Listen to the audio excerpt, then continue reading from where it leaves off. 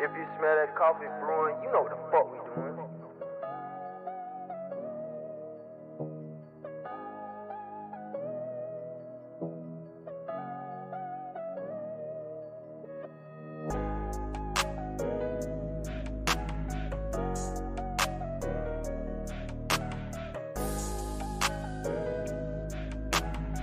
Get coffee vibing in the big come catch a vibing pill.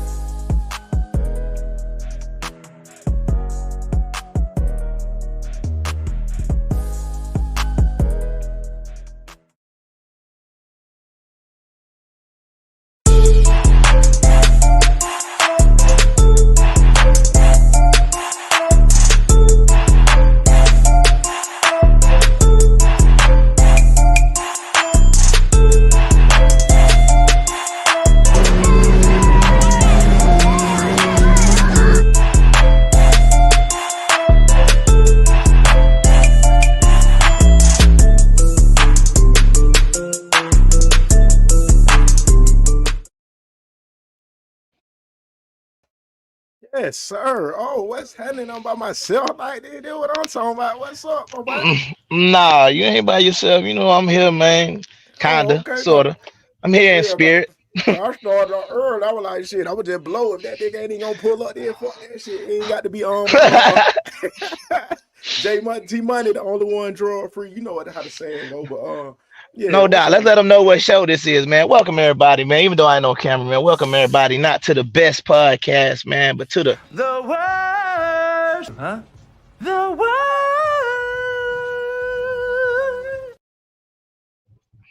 all right, man. So we Yes, ready sir. to go, man. Go ahead and introduce Okay. yourself, man. Let's do it like we normally do.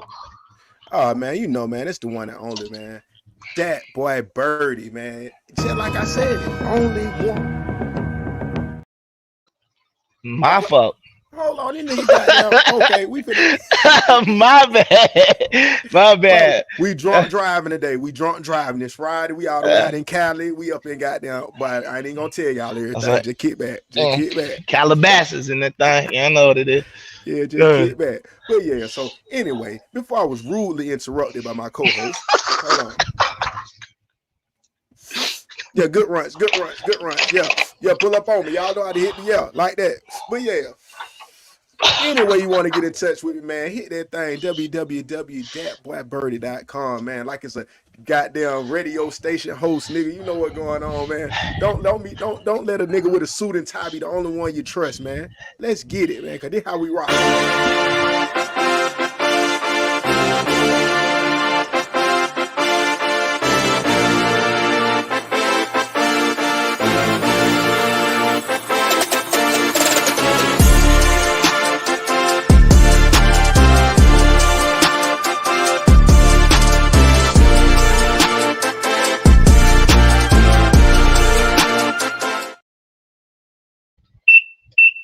Okay. Oh, man, that's what's up, man. Goddamn, that was happening. Back that thing up. No Diddy, man. That nigga got them women backing that thing up over there. That was happening, though.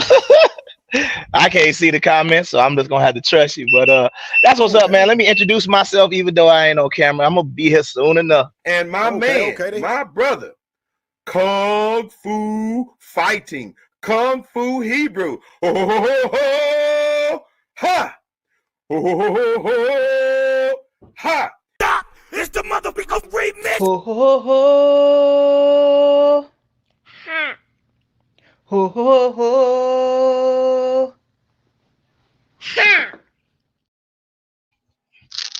We never seem to remember is it a boy or a girl, but one thing we know, it's a Hebrew. No doubt, man. That's Kung Fu Hebrew Junior S.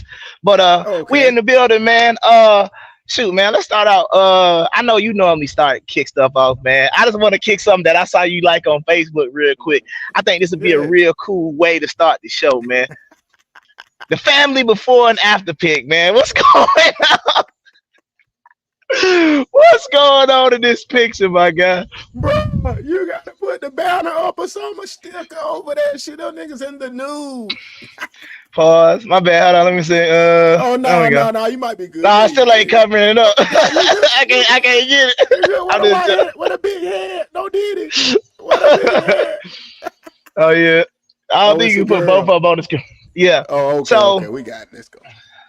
So I can take that back down. But what do you think about this, man? What's the situation? What's the situation is you see it in the top, right? In the top, that's her. A mother. Yeah, but specifically a mother and her 3 daughters. Oh. And then they return later on, and it's a mother and her 2 daughters and a son. God damn, it's the Kleinfelters, bro. We done got that's the T. Oh, the other. Oh, it's reversal T. The reverse. Bro, cause she a whole girl right there. Ah, man, that might be a little boy with some braids. Just had on the goddamn dress, bro. I mean, the bikini. Oh, man, it's too much. This can't be how you want to start this show. Oh, my God. Hold on. This can't be right. Hold on. What the hell? Yeah, I don't know, man. But come on, man. I got something else, man. Don't crucify the alphabet crew from the gate. That's what they.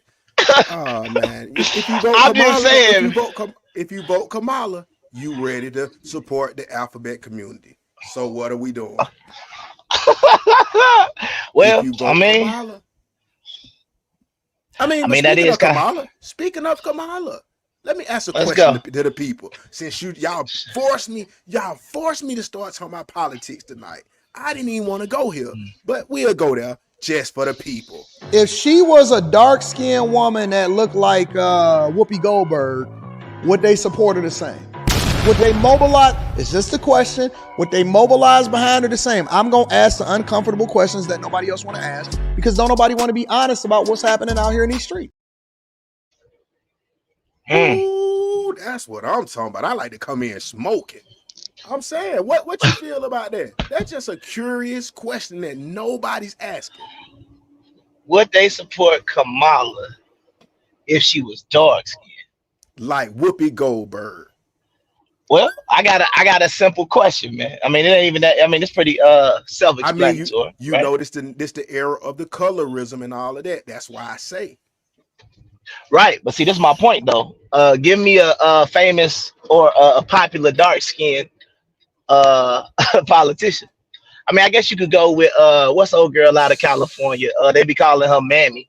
The lady, I think she out of Los Angeles, man. Let's see if we find Mammy. What's the name? She old as I don't know what, but she's Maxine Waters. I guess you could call her dark skinned. You call Jim Clyburn. Yep, Jim Clyburn of South Carolina. I guess you would call him popular. But I mean, was Barack Obama dark skinned? Maxine light skinned. She about my color. Oh, what about Jim Clyburn? Is he dark skinned? He dark skinned. Jim Clyburn. Clyburn. Clyburn. Clyburn. Yeah, he is. Yeah, that's okay, but Negro. He's popular, but once again, he not running for president though. Nah, he not on the ballot. So, I mean, I thought you were gonna say something even better. I thought you were gonna say, "What dark-skinned woman is a popular celebrity?" Period. A popular R&B singer, the top. Kelly Rowland was. Well, she was not the top, not the top. My bad. You said the top. You said the top. So that's why I pull it back. Okay, that's what I just thought that's where you were coming from. And when you think about it, it's like, damn, everything is like a mixed, light-skinned Indian, Jamaican. Well, but this is what I'm saying. When I look at some of this stuff, look at like Barack Obama, light skin. Doesn't matter. You're gonna be like The Rock tonight, huh? It doesn't matter. Okay. I don't think if Barack Obama was the same color as his daddy, I don't think he would have won. I'm talking about Andrew Jackson. Same thing though. What his name is? They said Abraham Lincoln. They be trying to claim Abraham Lincoln was in there. But once again, he still wasn't dark though. I'm talking about what about the little skinny Al Sharpton? Yeah, I mean, none of these niggas ain't dark skinned, bro. Well, I mean, Jesse Jackson, he liked too.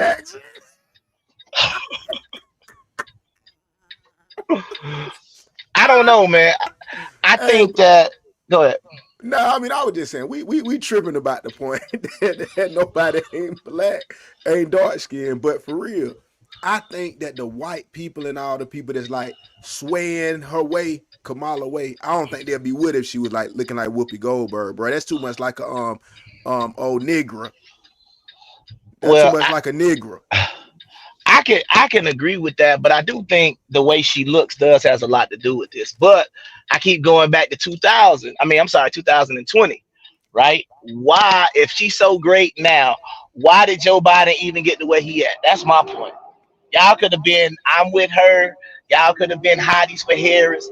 Y'all could have did all of this stuff back in 2020. So why now? You want to get into the policies and all that? Nah, I'm not even talking about. I'm talking about the person. Because what? Because it ain't even about the policies, because everybody is hype about Kamala. But what I'm saying is, if you do plan on voting for Kamala, what exactly different do you plan on seeing that Joe Biden wasn't with? That's my point. Hold on right quick. Got that generator smoking. Hold on, my generator smoking. Hold on. I said, if it's smoking, but I'm gonna have to start tap dancing. But anyway, man, a good time at this point is to tell you that the first 15 minutes of the Worst Podcast is brought to you by Southern Fusion Bistro. You can order that on Uber Eats, DoorDash, or off of their website.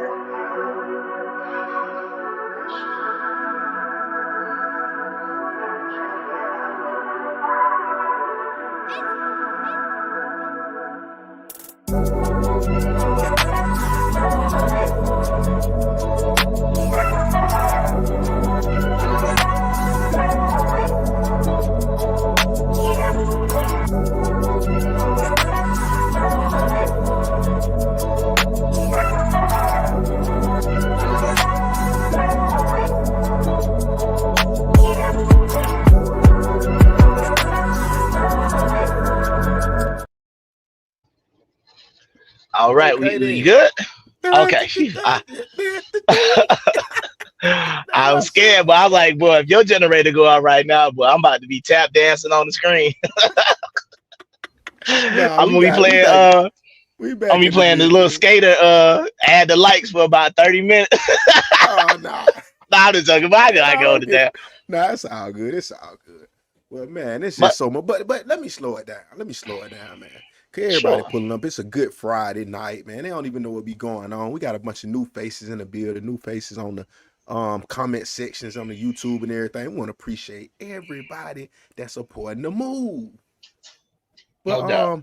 yeah, man, you done had a crazy wild week, man. That shit been going insane, man. I was like, oh my God, a woman had 12 sexcapades during a relationship, during a marriage, damn near. I'm like, fuck. It's some women that possibly could be having like 50 different men. 300. Oh my God. Ooh, we just after what happened, I can't even disagree no more. And I mean, tonight's topic is really about, are women's feelings and the fun more important than God's word? Now, is God's word nothing? Damn, you out there on a drag strip, nigga. I thought you said you couldn't hear the hits. Let me put myself on mute, man, so I'm ready to talk. But that's what I'm saying.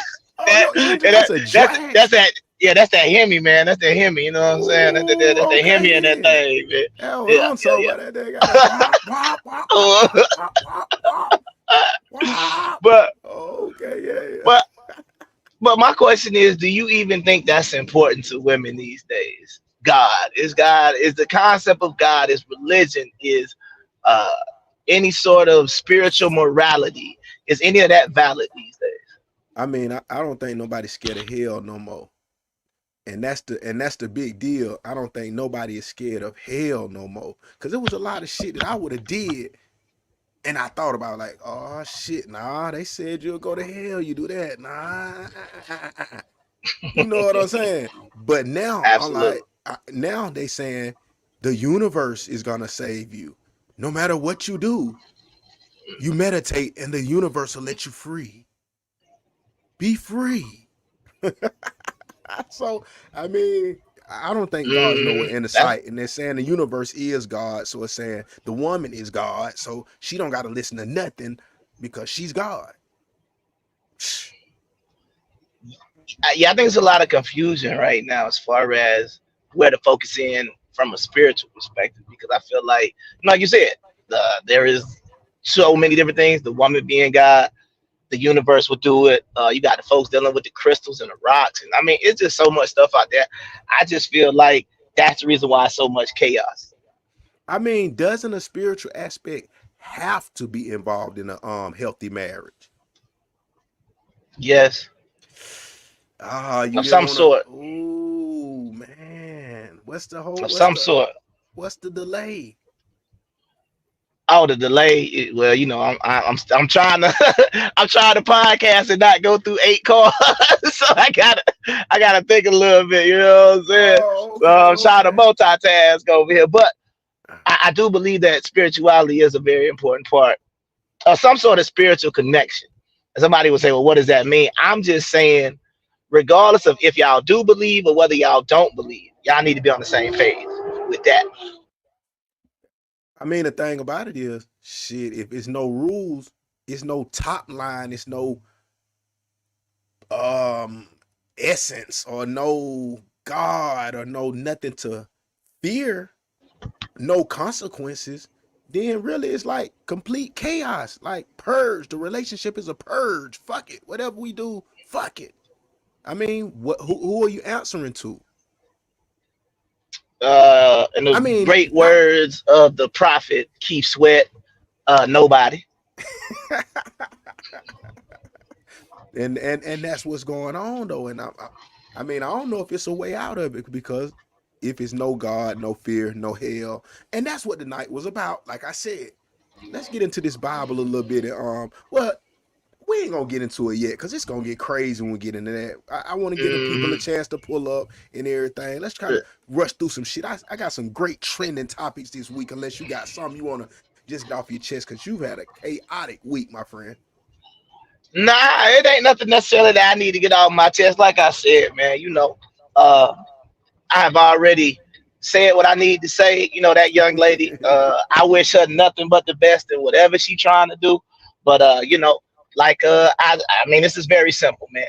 Everybody's not a wife, and she just proved that she wasn't one because a wife would not entertain anybody else but her husband. Period. Point blank. And end of the line, if you would entertain anybody else but your husband, you're not a wife. Period. I wanted to bring out the clapping sounds just then because, God damn it, that was just marvelous what you just said. Yeah, I mean, because if you think about that, though, you think about just from having a girlfriend, or we just talking, we just friends with benefits. Like, you talking about spirituality and a spiritual union, because that's what they say when you get married. What was two has now become one. So if that is the case, how in the world can what was two now become one? And then one is like, you know what? I'm about to add 12 dudes onto the side of this one. And somebody would say, oh, but don't you believe in polygamy? I'd be like, yeah, but I say I'm going to add the one on before we even have any conversation. Yeah, y'all on no secret tip. Yeah, y'all didn't get the rules right and shit. And it was like, let's play niggas out of money and shit. Like, yeah, that was just like a trick and a pimp and a play. Yeah, absolutely. And a jug it was just too much going on, shawty. But since we talking about the women and how it be when they get in control, let's just talk about Kamala a little bit more, man. Let's get a little deeper into this and while we on the topic of Kamala. Prices are still too high. Fighting inflation. It will be my day one priority. Is one of our administration's top economic priorities. To fight to bring down prices. The cost of groceries has gone up. The cost of gas has gone up. And we still have work to do to... Imagine a mother who's making minimum wage trying to feed children.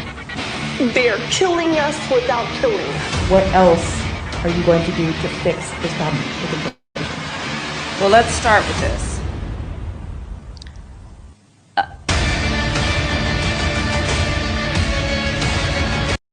I mean, let's start with what? Kamala. I have no idea.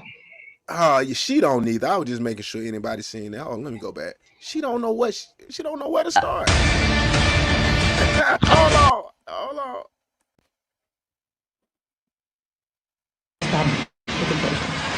Well, let's start with this.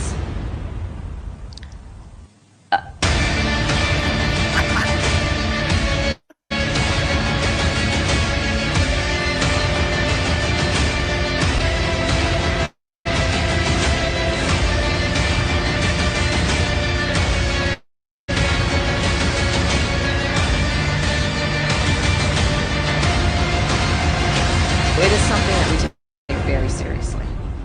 Very seriously.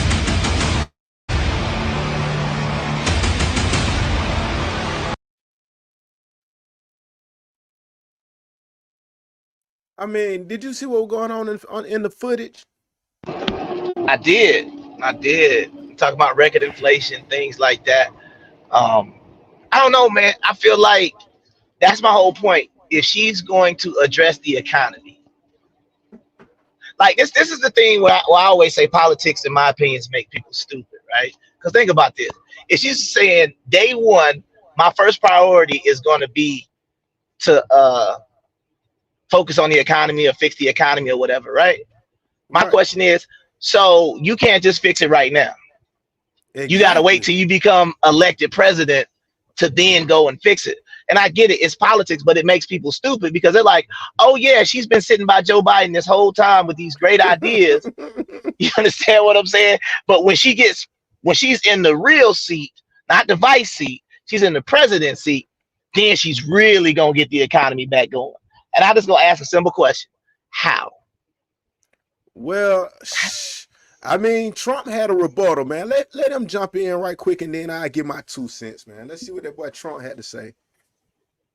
Promised this day one. Yeah. What will you do on day one to turn this country around?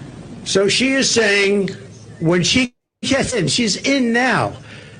And especially with Biden, because, I mean, he's not in the best of shape. But you know what? She's in there now. She can do anything she wants. And she's still saying, if you elect me, I'll do this, I'll do... Why didn't she do it? Here's my one question. It's the easiest question. Because she complains about everything. Why didn't she do it? That's all I ask. I mean, man, he almost said what I just said verbatim. But I just feel like that's a simple question, and that's why I say politics makes people stupid. If you really believe that Kamala Harris is going to do anything different than Joe Biden, you're stupid.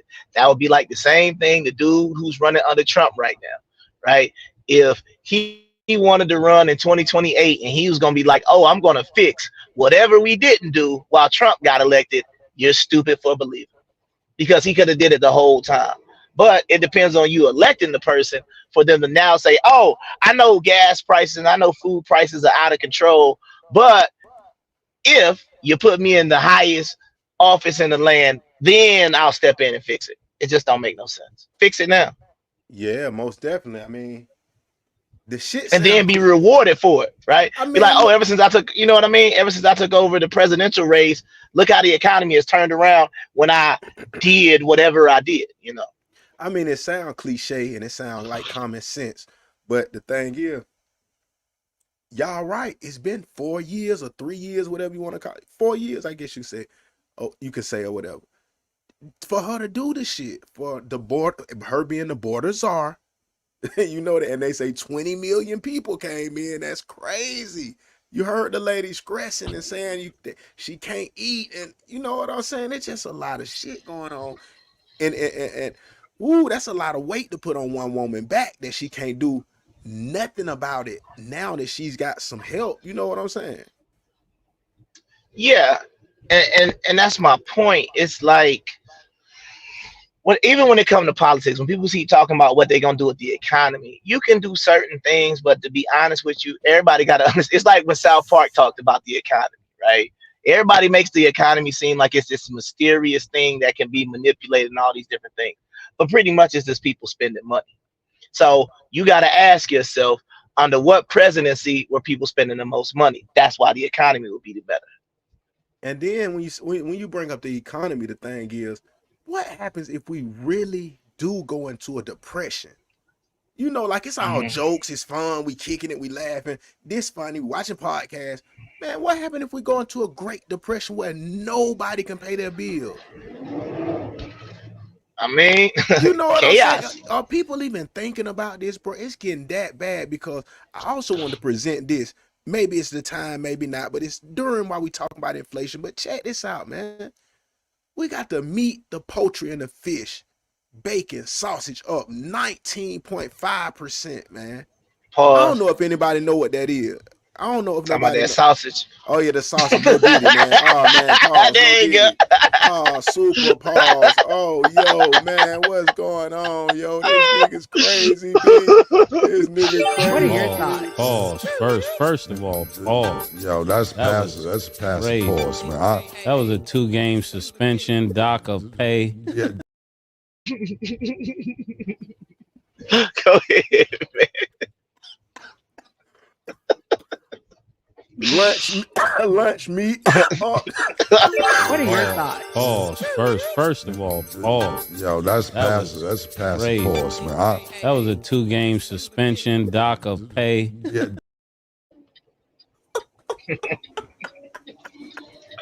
Okay, bro. Yeah. Y'all with the bullshit, man. You and Cal know y'all with that bullshit tonight, bro. But yeah, we got eggs up 46%, bro. I mean, did y'all just see what it said? That's record-breaking numbers, bro. Yeah. I mean let me just ask this on top of that, and you can answer all of it at once or whatever. Sure. Do everybody like to be getting taxed and paying double of what they were just paying and struggling on their job? Is that what everybody prefer? Just to be like, well, we got a black girl in the president, a black woman in president. I mean, I think so, man. I think, you know, man, it's what they call, it's the same thing with Barack Obama, man. It's about that, It's about that what do you call it? That nostalgia feeling, right? Identity. It don't matter. Yeah, that part too, but it's more or less about the nostalgia of having the first. You got a first woman in president. You know what I mean? So it's like you just checking off boxes. So I think that's more important right now, that she's a woman. And then they are labeling her a black woman, even though she's so clearly not. But you know, I ain't even trying to fight that battle no more, because it's ridiculous that she's not a black woman. But you know, if that's what y'all want to say, and then they're like, oh, but she went to Howard, she's an AKA. Once again, these things do not make you black. Nah. That don't make you black, man. It don't make you black. What school you went to, even if it's HBCU, and even if you join a black, the same way you got black girls that join white sororities, and you got black dudes that join white fraternities. Does that just make them white all of a sudden? But once again, that's the Dave Chappelle. I forgot his name when he say, "I'm not black, I'm white." You see, but that's what I'm saying, right? If you had a black girl join Tri Delta, right? You're not gonna be like, oh, somebody might say she was lame or whatever, but you can't just say she white because she joined Tri Delta. You know what I mean? Like, that ain't how it works. Yeah, I get that. Hold on, what we talking about? The president doesn't even determine that the state and Senate, the Congress and state. Hold on, the Congress and Senate are more important when it comes to policy. What are we talking about? This inflation? Is that what we talking about? When they say the state, your state is probably the most important. We just showing what's going on under the presidency. We can get into that because you know what, she got a point in. I mean, where I don't even know where she going with it, but of course we know the Senate and all of that. That's why they talking about the bills that they haven't been passed. And what's that? What's that shit they've been trying to pass or some shit? Hold on, I think it's gonna come up. But yeah. Okay. What, Dr. Tobias, you might know the bill that they trying to act like one is gonna pass, the other one ain't gonna pass. I got video of the shit. I just gotta goddamn skim through all this shit. But I just want y'all to see these percentages, man. Yeah, the tax shit. Okay. I might be talking about the taxes. Okay. But what I do know is that 37%, bro. Come on, man. It wasn't doing. Do y'all not know that this started under Biden and Kamala's presidency? That's what I'm trying to get to. Or am I wrong on that? Nah, because even in that first debate, they asked Joe Biden about the inflation. And then I think he tried to blame it on Trump, said he left him with a mess, but that's not how politics works. Politics always work the same way. When Trump got into office, everybody said, oh, well, the economy was good because Obama left it good. But remember Obama and his, what does Trump have, a magic wand comment. So then that kind of throws that out as well. Look, man, 65% elementary school lunches. Y'all don't care about the kids? Come on, man. Oh, what we talking about tonight? You know what we talking about? We talking about inflation. Shit, I'm gonna give you a better perspective. Since I figured y'all would act like you don't get it when we just show you the numbers, because that's the way they keep tricking us with the numbers. So I'm gonna get to you in a little video footage of what's really going on, so we can see. Oh, now I get it. Hold on, let me get here for a minute. Where my folks at? Oh man, let's go. This what's going on. Can we get it from this perspective? Let's go. Everybody broke. Even the pandemic nurses, the ones that was just balling out of control, making all that money. We the rich niggas now. They broke. Even the PPP fraud. We the rich niggas now. Even the pandemic. We the rich niggas now. Almost say they the rich niggas now. They flexing on niggas. They at the strip club throwing money on niggas. We the rich niggas now. Shut up, nigga. We don't need a man. Fuck my baby daddy, nigga. Yeah, fuck a baby daddy. Oh man, how tables have turned. Oh man. Pandemic nurses, the ones that was just balling out of control, making all that money. We the rich niggas now. They broke. Even the PPP fraud scammers, they've been broke and they getting foreclosed on. Hold on, let me slow it down. Look, I knew this was gonna pop up. It's gonna get this. She gonna put it out there. But what we really talking about and what she really addressing is what she's saying. We know people with careers who never caught the waves and all of that, and just as consistently in the flow of their career. we all know that they're gonna consistently make their little same money and all of that, and maybe drive Uber on the side and make a little extra to go on a vacation. Yeah, we get all that. Come on, we get it. But we're talking about the typical people who was all in Gucci and Fendi and Prada and Mercedes and Louis, and now they're getting evicted and foreclosed, because the money wasn't a career. It wasn't a schooling they went through in a trade or no. It was like a quick whip, so that's what she's talking about. So let's kind of carry on, let her finish her sermon. You know what I'm saying? No doubt. Y'all know y'all was doing them fraudulent mortgages. Them adjustable mortgages where the y'all remember the adjustable mortgages? Oh, okay. Interest rate made the mortgage payment increase. Them girls is going foreclosed on. Everybody broke. Don't be no fool. It's not just speech. But the content creators, we broke too. Baby, these apps is not paying the same, baby. Everybody broke. If you got money right now, pretend like you broke. Because everybody else broke, baby. Don't be the target. Don't be the target. That's all we saying, Dr. Tobias. Take the doctor off right now. Doctor's getting beat and slugged in the head and slid in the drain pipe. I know that. What? Bro, they jumping out. Bro, they kidnapping the Uber drivers now, bro. This shit getting vicious. Niggas saying, take me to Florida. Nigga, I ain't got no bread. Let's go. Kidnapping the Uber driver? Yeah. What? Oh, yeah, no, I ain't seen that. Oh, man, it's done got. You ain't got no footage on that? Man, yeah, you could pull it up. Oh, okay, yeah, well. It's on YouTube. Normally, I could. Okay, bet. No, we'll get to that. Yeah, we'll get to that. I didn't know if you had something quick. I wish I would have, though, but it was some long shit, so I ain't even got to get into that. But yeah, what's the no sweat? Oh yeah, take the doctor off your name, Tobias, cause boy, they got that. Them boys out there breaking into homes and everything. They want everything. Oh man, 1984 Mercedes, they coming. Yeah. No, I think. Well, I was just gonna say, I think one thing that she's saying, and then this when you talking about the economy and this what people doing.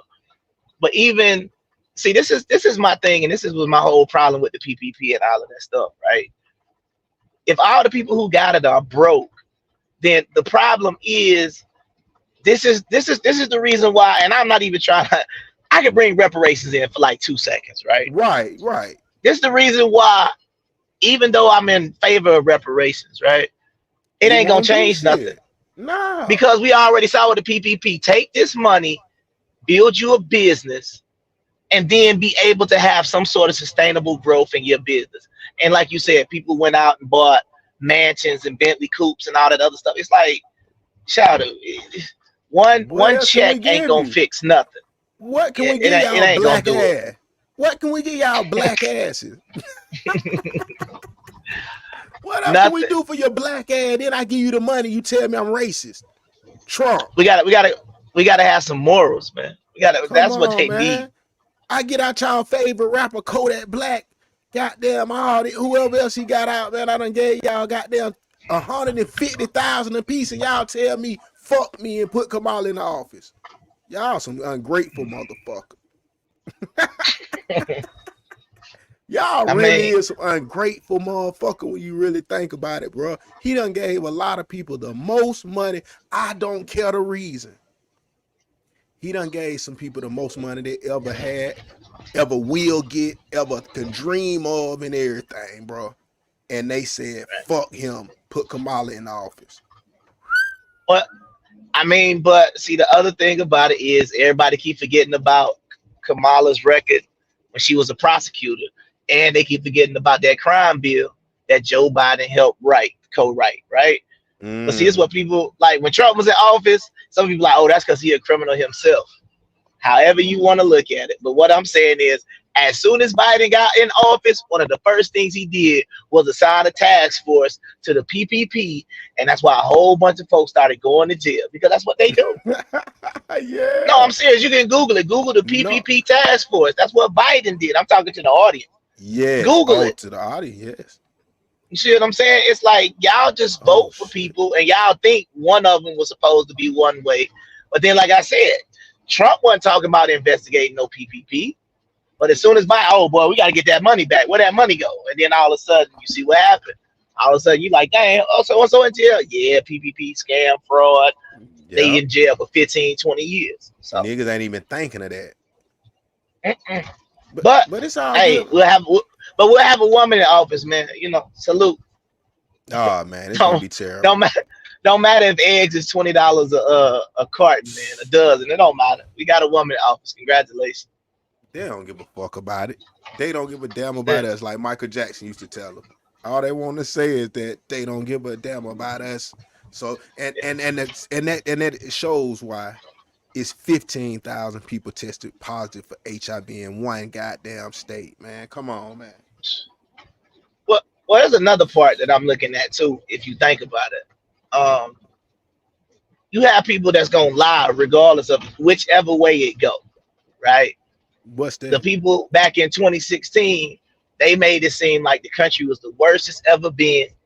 They now made it seem like they all of a sudden care about what France thinks. Oh my God, France doesn't respect us, y'all. Like, who is France? We say them niggas in World War I, stop it. You know, in World War II, you know what I'm saying? Like, who is France? You get what I'm saying? But it's like all of a sudden, now you're concerned about what France thinks about America, the country that you don't hate, that you hate anyway, right?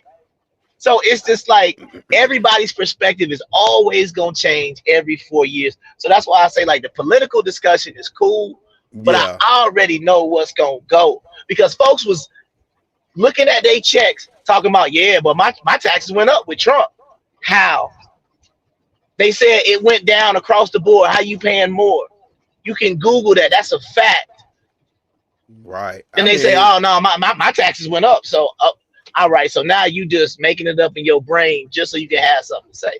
I mean, people picking and choosing, man. But like they say, I really stick with the Charleston White theory, man. Ain't nobody. They got the popular people vote or whatever you call it, and they got the electoral. They still gonna run that electoral no matter who you vote for, and you know they're gonna pull the strings to make it be how they want it to be. So, you know, vote at your own risk, man. But it's also stroke at your own risk with these 15,000 cases of HIV houses in Virginia. But it's in Carolina. That's dangerous, man. That's right up the street, though, man. Yeah, man. I mean, they ain't got to do nothing but get a feeling and just be like, oh shit, I need to move out of town. Let me shoot down out of Georgia right quick. Let me shoot to Atlanta right quick. Let me shoot to man. Let me shoot to Clark County right quick. Let me shoot to Decatur. We polluted and the whole city polluted. Yeah, let's see that. But let's go back to the conversation we had earlier in the week. This is the reason why it's so annoying and frustrating, because honestly, right, marriage is supposed to save you from this nonsense that you get when you out here being random and single. Right. You understand what I'm saying? But and that shit ain't doing shit no more. Right. But you see what I'm saying? But like you saw in my case, 12 opportunities to catch something. Oh man, you goddamn got gingivitis, goddamn. Nah, but you get what I'm saying. This is like my whole thing. It's like, boy, you know, some people obviously people are reckless when they're single, but what I'm saying is, you married, it's like, all right, it's just supposed to be just us. So none of that stuff should be even affecting us. But it's like, man, when you out here reckless, the thing, man, look at all that stuff going on. I mean, we got into this early, and I'm glad however many viewers and how many people pull up. We finna get into some shit. But man, I'm speaking to older women, man, and I'm just cool with it, know the real truth, and gonna give it to me raw. You know what I'm saying? No Diddy.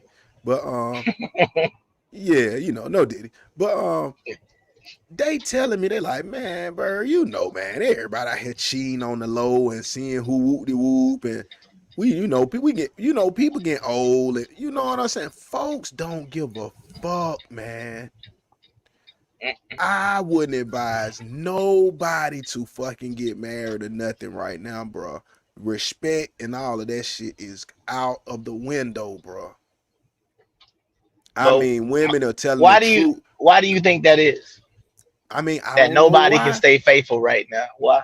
I mean, I guess it's too many options, bro. That's why I said y'all would have to get them phones and we'll have to do the swap. And I want to go into a long episode about that, but I really want to make that maybe the next 1 or 2 episodes Well, we strictly talk about that challenge. That shit gonna get pushed and promoted because I don't want to get into it tonight. But yeah, people gonna have to. Yeah, people gonna have to really just tighten up because I think it's too many options, bro. I mean, and nobody being truthful because the women, they need to answer that in the comments or when we post this on a clip or whatever. What is making everybody cheat? Why is the millennium now or the people of this millennium all cheating? You know what I'm saying? The women are more like men, and I mean we're gonna get to so many slides, man. I just want to see, like I said, if you get on Twitter, I know you've been on Twitter lately, man, or maybe you haven't, but if you go on the Twitter, man, you'll see so many beautiful potential wives, should be wives, man. They on there getting their back blowed out, folded up, sucking it. Come on, man, they going crazy, bro. Oh, man, that shit ridiculous, bro. I'm like, you be like, damn, I'm supposed to be somebody's wife, cleaning, having some kids. Bro, they on there trying to get OnlyFans and getting bent over to 6 niggas in. I'm like, oh, man. Bro, this on Twitter. So this just on Twitter randomly. Right. But, you know, it still goes back to that initial point of it's no morals and it's no rules. So if we ain't gonna play by any morals and any rules, then like I said, it's gonna be like, well, what do you expect to happen? Yeah. You know, it's serious. But you know that what's gonna happen is this: every state gonna keep getting more and more infested because everybody playing, everybody chasing that dollar, the money. You ain't even thought to say, all you saying is, oh, you make over 100,000 a year. He like, yeah. And then in mind, like, this bitch don't even know I got the AIDS. Oh, no. This bitch don't even know I got houses over Virginia. Come on, bro. This shit serious. That's what I'm saying. You ain't ask that. Well, I didn't lie to you. You didn't ask me.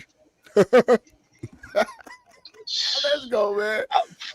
First, it was narcissist, then diabolical, and now it's demure. What is that? What's that talking about? I don't get it. That's the new saying. That's what they've been saying now. The new word is demure. You mind looking that up, or you whipping still? Hold on, let me see. Can we? Oh yeah, I was definitely still whipping. Oh man, let me hear me go. Oh, that's what that is. Okay, demure. Yeah. Oh, it's trying to say reserved, modest, and shy. Okay. So this is supposed to be something the women are saying or something the men? Yeah, that's what they all running around saying. Sexy Red is even saying, I'm demure. The women are saying, I'm demure. Yeah. If Sexy Red is leading it, I don't want no parts of it. It's diabolical. Yeah, if she lead, it's diabolical. Yeah, so, definitely. Yeah, they got some shit. And then the niggas are saying, well, hold on. The more you hoes beg, the less you receive. So then we got Mario Freeman in the house, man. Shout out to Mario Freeman. He say, instead of demure, y'all need to learn the difference between two and two, where and were, woman and woman, lose and loose, you're and your. Those words be tearing y'all up, man. Shout out, man. Yeah. That's pretty bad, man. I know I be listening to some of my little people, you hear me, they be talking, you think they speaking Japanese and they born and raised Americans, man. Yeah, or the other one be the there and the there. Yeah, they talking like third graders on that. They like, word goddamn, where you at, goddamn, loose my number. Oh, Lord, you tripping, bro. Like, this is my question about a lot of this stuff, though, bro. Like, yeah, we can't get to that part yet, but I was gonna say like the solution, because I don't even know what to tell folks, bro. Like, how do I don't even know if it can be turned around, because it's like you said, everybody is cheating right now. Yeah. And I honestly think the reason why, and this is what I would say, it's the social media, bro. That's the bottom line. It ain't no way around it. It's the social media, because even in the, like, you know, Granddaddy was cheating back in the day, but he had to go all the way to the other side of town. He couldn't answer his phone. Like they had to try really, really hard back in the day to kind of cheat. But nowadays it's just slide to somebody DM, take your shirt off. And you take your shirt off, then send a picture with send the video with the remote control. there. And then you done. That's like it. That. Yeah. Well, they say them niggas running around rapid fire picture shooter. Them niggas they got them. They got them on like as soon as it's like hello, ding ding ding ding, photo. They got a burst.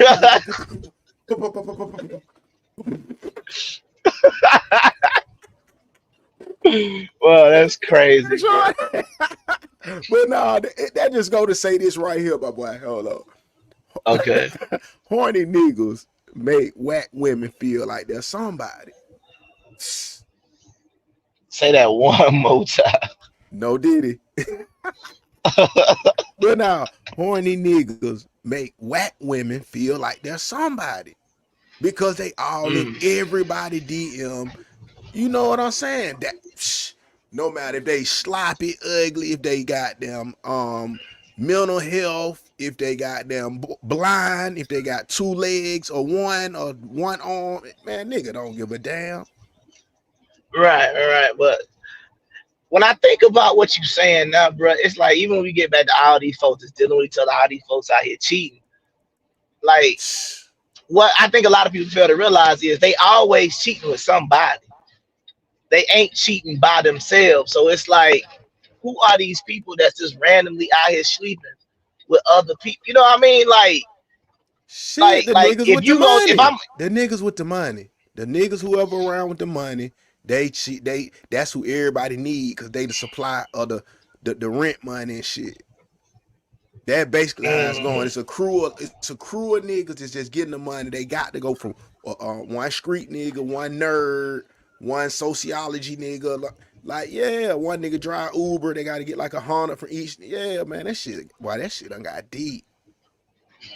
Yeah, that's crazy, bro. This shit deep, man. Cause even Judge Mathis couldn't make it, bro. 39 years, bro.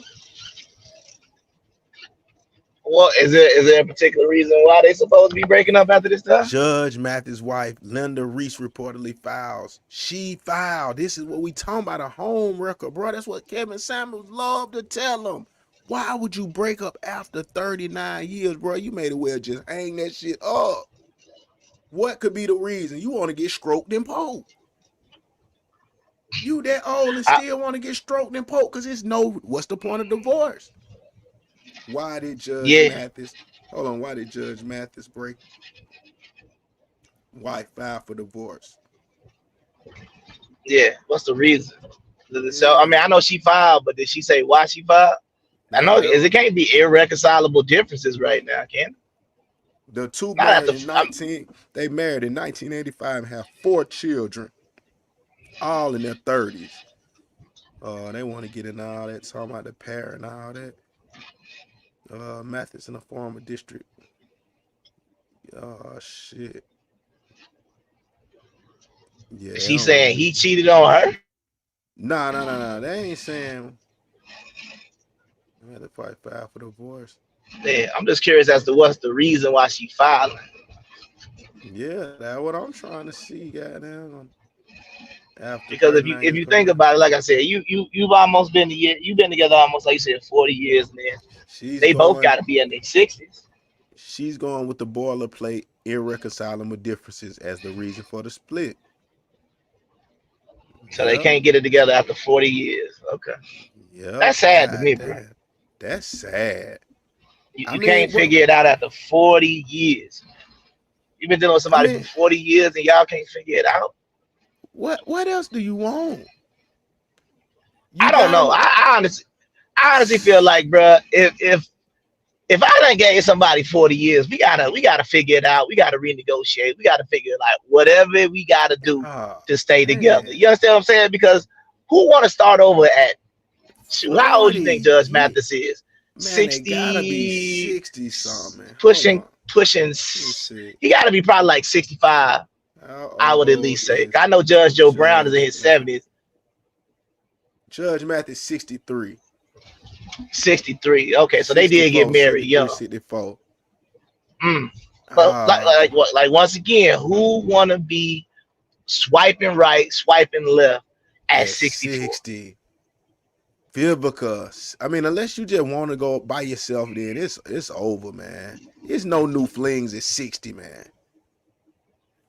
Nah. Oh my God, man. I mean, it could be, but it I mean, I just it could. Oh man. When I say it could be, what I'm saying, I'm saying, if we talk about it's no new fling, what I am saying is like, shout it. That's the mentality that they thinking when they do it. Like, oh, it's gonna be some new flings at 60, and I'm like, where is y'all at? And somebody like dating pool. Now there are other single people that you just gonna turn. You gonna start getting slayed. If that's what your plan is, to start getting repeatedly beat down and punched. I know this. Yeah, I mean, what? I'm just saying. I'm just saying. Like, I feel like these people at these ages, and they've been together, like you said, 40 years. Y'all can't figure it out. That's all I want to know. Y'all cannot figure it out after all that time. I mean, could they saying this right here? All the married women I know cheat. Come on, man. It's coming from a woman, man. This coming from a woman, man. All the married women I know cheat. I mean, she got a trifling circle, but that ain't a good look. Boy, that speak volumes though, and I'm just saying, niggas just thinking and assuming like, oh no, once she says she's married, she's good. Man, these folks don't give a fuck about a nigga, man. That's why we said they don't care about God. They can't possibly care about you. But we gonna get to that. Okay, 90% is crazy. I need to get this off my chest. This is a woman speaking. 90% of us women in a relationship enjoy cheating. The most thrilling part is accusing our mate of cheating and stressing him out to keep his mind clouded while we cheat. It makes me so wet, no diddy, just thinking about coming home to him after cheating and letting him eat my side dude. Oh, God damn. Oh, Jesus. Oh, Jesus, Lamar Christ. Come on. This is what a woman putting out there, man. Come on, bro. Man. This what's going on. This the logic of the women, and they bragging about it. Oh man, we got it. Bro. I mean, like I said, I just don't understand the mentality. Like, if you marry, like that's my whole point. I just try to figure it out. And you could say it's about the money. So I guess you could say the husband provide the financial stability, but it's like, it ain't no point of being married. And you could just stay single and just finesse people. What? Seriously, like, what's the point? Like, you could just stay single and finesse. Why you got to get married? Yeah, for real. I mean, it's going to be an end of the, the union as, the as one. That shit really about over, man. I think, and I mean, is the Bible getting played out? Let's jump around and jump to that. Because is the Bible getting played out? Is it too old and throwback? They need to make a sequel. Nah, I think a lot of people are leaving the church. I don't really think that the church definitely don't have the same status that it had. I could even say, 30 years ago. So the fear, the respect of God, and it's just nothing. I think that a lot of people in the church heard it. You know what I mean? Like a lot of figures heard it, like Eddie Long. All these scandals that they done had in the church and stuff like that. You had the pastor that they found out was robbing, or he was doing something crazy in the church. I forget which pastor that was. The one in Brooklyn and all that, yeah. Yeah, but I mean, you gotta even remember, bro, they had so little respect for the church, they actually did what Biggie said, bro. They robbed the church for the offering. Like, that was just supposed to be a very good rap lyric. That was not supposed to be something you practice in real life. Yeah, man. It's yeah. But there's no respect. There's no respect, bro. So I'm just like, at this point, man, you know what? Let's do this, man. Since we already went to Southern Fusion Bistro, man. Let's get these likes up. Let's get these comments up. And we're going to be right man. Get back. this shit up, man.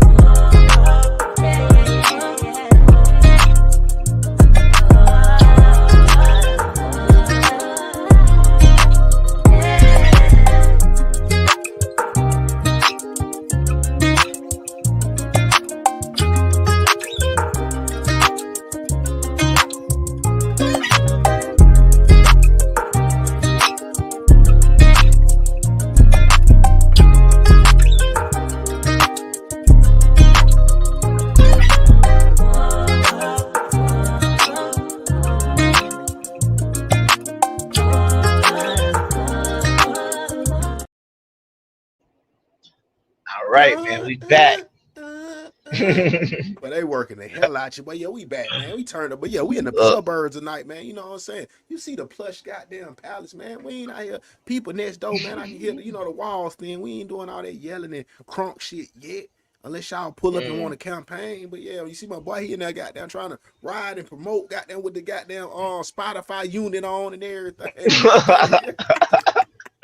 Man, once again, all I can say is I don't know how anybody would want to live in Los Angeles, in California, period. This traffic is terrible for no reason whatsoever.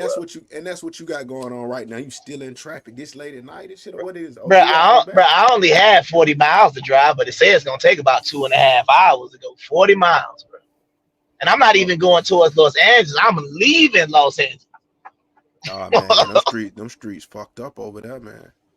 Oh yeah, nah, they messed up, man. But once again, this is why I don't never try to come out here. But you know, like I said, I'm about to take them shackles off in about a couple more months, and then we're gonna be chilling, man. Oh man, yeah. Woo. You know, Massa gonna put that whip up pretty soon, man. I can't. Yeah, Massa just like this. Yeah. Yeah, like shit. Let off it, man. Let off it, Massa. But I got something that could light. Well, not lighten up a little bit, man. Lighten it up. There's something to lighten it up for. Oh my God! What? Look at what the dude. Come on, bro. This is done turned into a fake ass world, bro. That's what I said, man. What are we looking at, bro? This is a hair unit that you can buy. You know what I mean? So if you bald, he could be bald. He probably bald underneath that, right? And you can get the little, like, you know, you got some good hair. Like you say, you got some Indian in your family. You know what I mean? You can look like one of the members of Immature. You know what I mean? Man, I'ma say he really fair to do that. Because it's just like the makeup. Oh.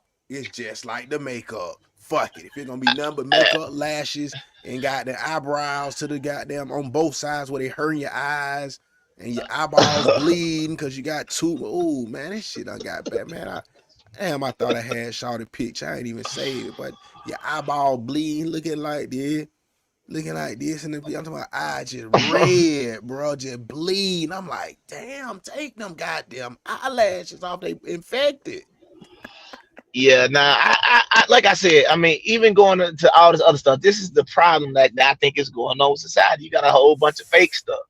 You understand what I'm saying? The dudes that's bald used to just be bald and just cut your hair, shave your head bald. Now when you got the little, the cul-de-sac or whatnot, then all of a sudden you take it, you glue it, you get the unit on the top. Now you can have the tightest fade you ever seen. Probably cost you about $250. But then, it's like the same thing with the women. I hate I can't be on camera, but you know how when the women be beating their head when they got the braids in or something like that because they be itching.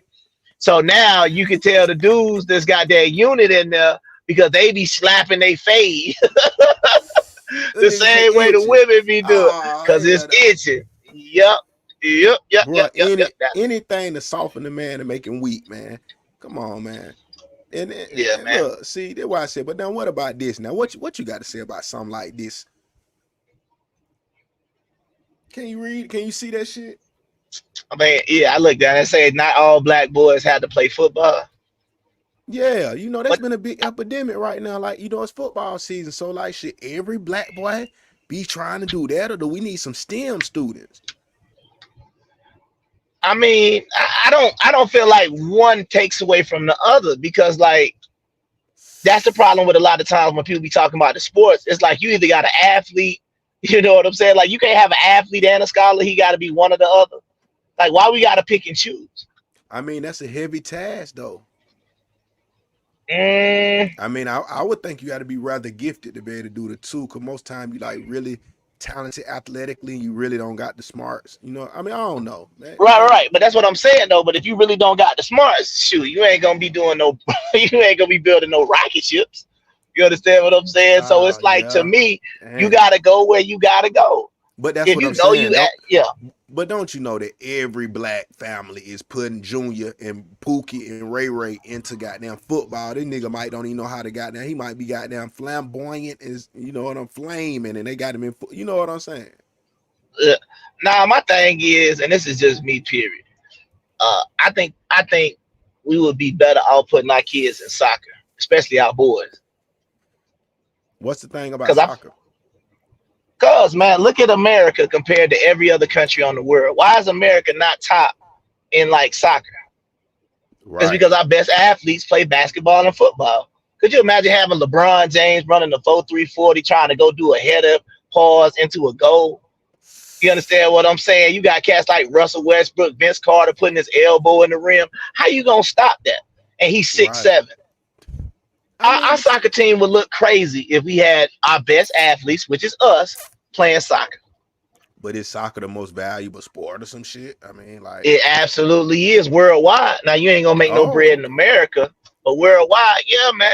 Them soccer players, they don't even have to play. They be paying 50 million transfer fees. If you start looking at what they be doing over there in England, that Premier League, bro, they payroll is about 600-700 million. There's no salary cap. I don't think. I don't know. You can Google that. You can Google that. But see, let's see if the English Premier League has a salary cap. I don't know if they do, but it seemed like even the last dude on the roster be making like 18 million. English. And you don't have that. You don't get beat up like a football player. I mean, it's physical, but it ain't like, putting pads on and getting your legs chopped off all the time. Does it have salary cap? It says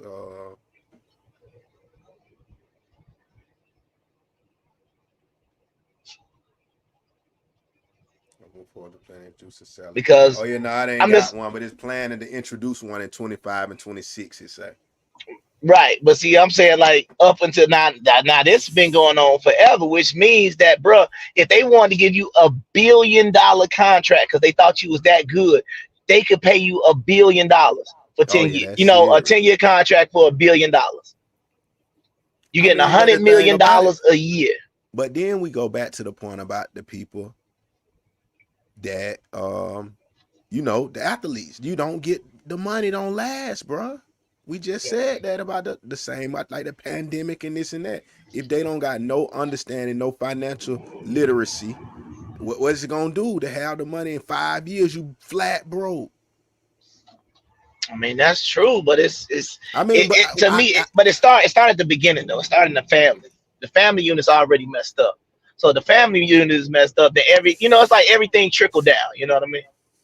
If the mom and daddy ain't right, then the kids can't be right. Damn. And then everything is gonna continue to trickle down. So it's like this is the problem, and this is the simple way of looking at it. Whatever your parents are, a lot of times that's what the children are gonna be. So if your parents are thoughts and hoes, you gotta expect the kids gonna be the same thing. If your parents are materialistic, you gotta assume the children will. You see what I'm saying? So everything that you do as a parent will be passed down to your children, whether you like it or not. Okay, now so I think that's what's going on. Well, what about this rare, I guess, anomaly? We got the exclusive. I'll run through it. Simone Biles flaunts her Birkins, Range Rover, and Texas mansion, but the $25 million Olympic gymnast has given no handouts to her penniless birth mom, who works as a cashier to make ends meet. With 7 Olympic gold medals, over 24 world championships, and multiple endorsement deals under her belt, Simone Biles is now one of the most decorated and highly paid female athletes in the world. I mean, like, she got what she did, like sent her to a foster home or some shit. Yeah, she had foster parents. So if you look at who raised her, I think they were it was a white family too. So you know what I mean? I believe both parents was in the home. I don't know how successful I don't know their financial background or whatever the case may be, but she didn't grow up with that mother that I guess maybe abandoned her. I'm not quite sure. I don't know the full Simone Biles story, but that's what I'm saying. What you think? Think about? Though, just think about this though. Her saying, "I don't want to give my mama nothing." Nah, that's what I'm finna ask you though. What you think about that? Do you feel? I mean, I know we probably can't even fathom the shit, not knowing who your mama is or whatever. You know what I'm saying? Maybe kind if you raise, but I doubt. You know, it's kind of hard. But it's like, damn. Do you look out for your mama, knowing it's your mama? No. I wouldn't look out for no, not my birth mama. That's all she did was birth me. Absolutely. You don't think you'll have no feelings for her? No, because you don't know that person is a stranger. You understand what I'm saying?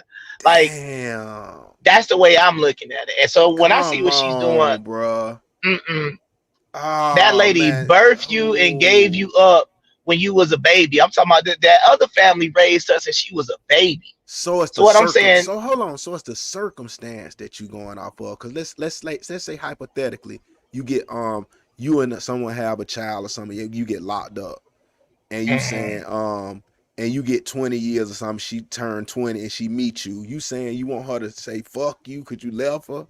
You and the mama both got locked up, both of y'all. So you know what I'm saying? Is that or you'll change it then and you'll be like, nah, she should fuck with me. It will be it's I mean, those are different circumstances, but once again, you gotta ask the question. Well, I would have to ask what was the reason why they was locked up for that long? Well, I mean, I'm just saying she was raised by her grandparents. I'm assuming that the mother was like on drugs and shit or something, right? Or maybe so. Right. I don't know. Yeah, but I'm saying that's the reason. It could have just been they was heavy, big time drug. Y'all were kingpins. It didn't have to be no bullshit. It was just like something like that, and y'all gone. So then would it be like, well, she needs to know me then? You know what I'm saying? Nah. I'm just wondering about the love of the child. Nah, well, I don't. Well, the other thing is, and I don't know because it don't say it, but we just can go hypothetical. And this hypothetical is the mother trying to have a relationship with her. I'm pretty sure when she got them 7 Olympic gold medals. Well, there you go. But that's my point. So then it's like I got all of my success without you, and then here you go. Once you know, like my thing is, I don't know if her mother, but I don't know what she tried to come. She's only my mother if she raised me, bro. Dr. Tobias, do you hear this nigga? His blood. No. Oh, his blood, mama. It's the same thing with your father. Your father was nowhere to be around, and then he showed. It's like in the movie, man, when the boy about to get into the NBA, then here come his drunk daddy, like, yeah, that's my son. Nah, bro. No, she doesn't owe her anything. Sir. Who are you agreeing Absolutely with? not. Tobias? Who are you agreeing I with? think she's saying Simone Biles don't owe her nothing. That's not. I mean, that is her. The same way we would the people would characterize somebody as being a bad father or a deadbeat father. We got to be equality and call her a deadbeat mom. So she does not have a right, in my opinion, to even feel like she's entitled to be like, that's my daughter. Because all you did was birth her. Bro, it is her daughter. That's the point. It is her daughter. God damn. Oh, I get it, but what I'm saying is she can recognize that her daughter.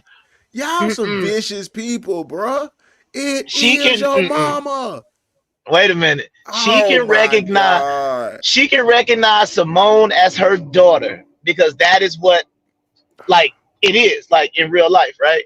But what I'm saying is Simone does not have to recognize her as her mother because she didn't raise her. Period. That is, oh my God, y'all are terrible humans, man. No, it is nobody out here claiming they deadbeat daddy. Come on, bro. No. They deadbeat daddy who was nowhere around and then he show up at like 40 years old. Okay. What does that mean? Y'all cold. Well, let's okay. So let me give you a scenario, right? Let me give you a scenario. So, you know, I've had some pursuits over there in the Dominican Republic, right?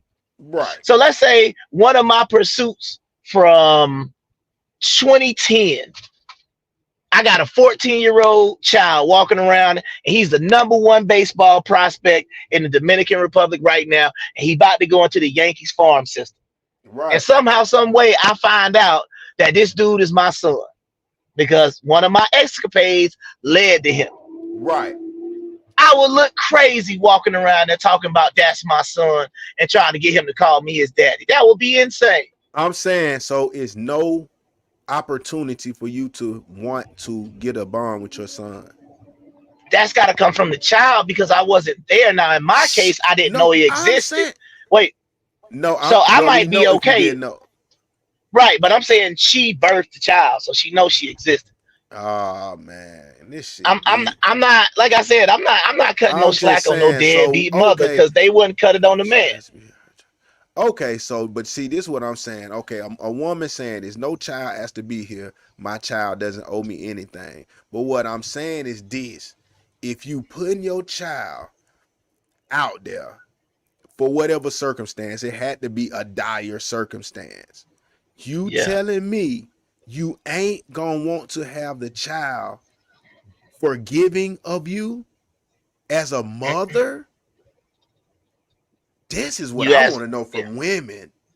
As a mother, you wouldn't want your child to forgive you at all? No. Well, you talking to the women, but I would say as a future father, I would never want my children to forgive me if I was a deadbeat, period. Especially the way I be talking, oh, I can't wait to have a child. I can't wait to have a child. And then I'm just gone and I'm just never like, nah, that's crazy. That's what I'm trying to say. Nah, these women got to get it the same. They got to get it the same way the men do because there is no, it don't even sound right. Deadbeat mother. That don't even sound right. But deadbeat dad go, ding, go right together. So all I'm saying is like, this woman right here had her, I don't know if she was on drugs. I don't know what she was doing.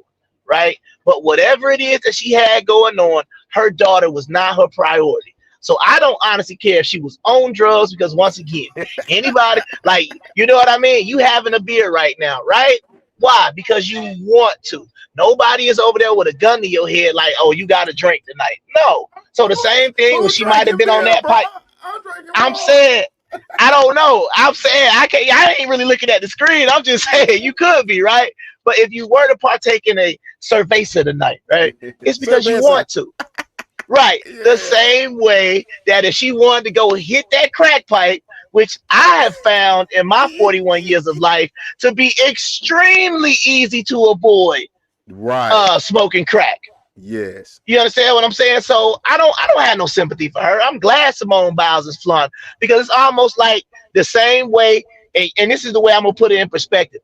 Take the mother-daughter perspective out of it. Like I could take my own personal situation with what I got going on. So after everything that been happening with the BBL ruin my marriage and stuff like that, you think if I get out here and I get 1,018 wheelers, you don't think I'm gonna just park a private jet in front of her salon? You know what I'm saying? I ain't gonna take a helicopter ride, to their kids' school just so I can go give some stuff away. Right. Like, come on, like, bro, I ain't gonna lie, bro, you gonna be bitter. And she has, in my opinion, every right to be bitter because her mom had every opportunity to be in her life. And nobody wants it after you get the success. She wanted her there when she was, she didn't even know how to do no backflip. Damn. She just over there rolling on the ground, doing tumbling exercise. She wasn't ready yet, bro.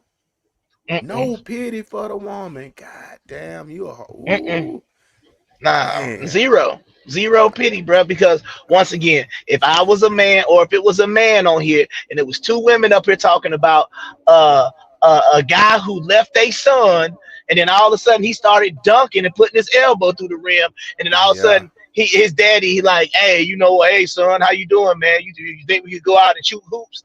Ain't nobody trying to hear that, man. You right. Cause see, and that what leads me to say what started tonight's topic. Don't listen to black women. I'm saying, man, how in the world did you finesse that from that? Should we listen to this? Should we listen to a woman like this? No. And that's why I'm glad Simone Biles, but Simone Biles is a black woman. You might want to take her advice, because you saw how she been doing things. But this is what we saying. People, the black woman is becoming proud to be like that woman. This is what I'm saying. The mother. They're not being proud to be like a Simone Biles, because if they were, they would be on the tip of being athletic, in shape, not smoking, not drinking like that. I mean, she may do it. I'm just being hypothetical. They'd be married, or you know what I'm saying? This is what I'm saying. Who are they following? The mother or the daughter? That's a terrible topic. No. I knew that was coming. So don't listen to the black woman again. But no, it's not. We not. the topic is now. We not putting it right there. We not coming there yet, because I already knew y'all gonna feel some type of way. It was gonna hurt your feelings and all that. And woo. But yeah, we'll get to that in a minute. But I had a little presentation I wanted to put out here first, and then we'll get back to that. Absolutely. Let me check something out right quick. Let me see what we got going on. We got this. Let me get to this. We were talking about goddamn the nurses and Dr. Tobias and all of this shit. Is this proper etiquette for the wives these days and that do nursing? Perfect, baby.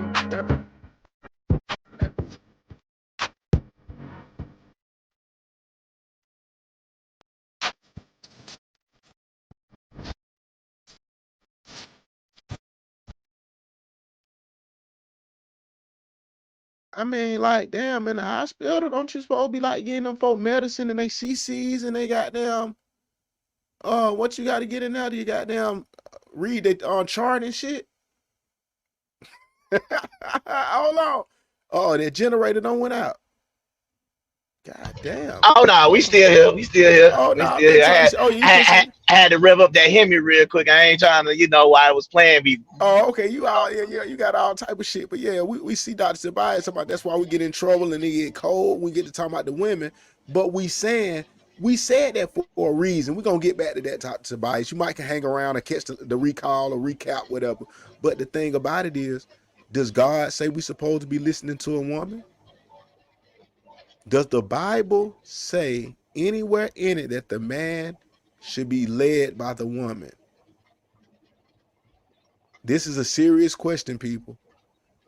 Does the Bible say, or is the Bible trash? Or is the Bible, do we need to throw the Bible away? Since it's 2024, do we need to throw away all Bibles? Okay, then.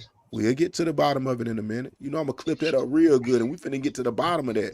Do we need to just throw the Bible away? Nobody gives a fuck. When I say don't listen to black women, they say that. I'm glad it was wrote like that on the shirt, because it could have said don't listen to women. But the white women already know the men run the show. Am I wrong? Oh, shit, rev your engine again. The Asian women. I thought you was asking the audience, man. Oh no, I'm asking the audience as well. But the Asian women, they already know what time it is, so we don't gotta go through this with them. They don't gotta prove this. They not on social media saying they don't need they men. They automatically know, boy, when I'm about 17, 18, they already know they got to go find them a husband. Come on, man. And I got a quick question. Yeah. When you say just for clarification, when you say black, you talking about Black American, right? Shit. And what's the latter? I mean, black would include anybody who could be considered black. So we're gonna throw in the Caribbean, we're gonna throw in the Afro Latinos, we're gonna throw in all Africans. Don't listen to women, the black women, period, bro. No, that's what I'm saying. So all of them. Yes, all of them, bro. No, I'm just saying, but you were saying that the certain different women knew that, you know, the man run the show. I would say that depending on which black woman you're talking about, they understand that too. Oh, okay, yeah. Nah, some of them, I'm assuming, but hey, it's getting worse. I mean, because you gotta remember, it's still illegal to be gay in certain places in Africa. You know what I'm saying? So they not with it like that. You know what I mean? The men, it's legal or illegal. Illegal. You can't be gay. Like you die. Like they can still get the death penalty. Death penalty off with your head and shit. Yeah. So, but see, it's like when sometimes when the man and woman divorce, then the man get the kids, not the woman. She don't get nothing. She just basically get put out. I mean, we already it's gonna have to be those rules. The American rules aren't like that. So that's the problem right now. Right. So that's why I was asking when you said black. I just wanted to clarify so everybody would know that we talking about black women worldwide, or is this a Black American woman problem? Because I think that would be more focused. But yeah, it could be to the American black woman, the modern black woman. You know, that's all it is. Yeah, absolutely. Because it shouldn't even offend you if it's not you, because you should already know, oh, I don't really run the show. Shit, I want a nigga that run the show. You know what I'm saying?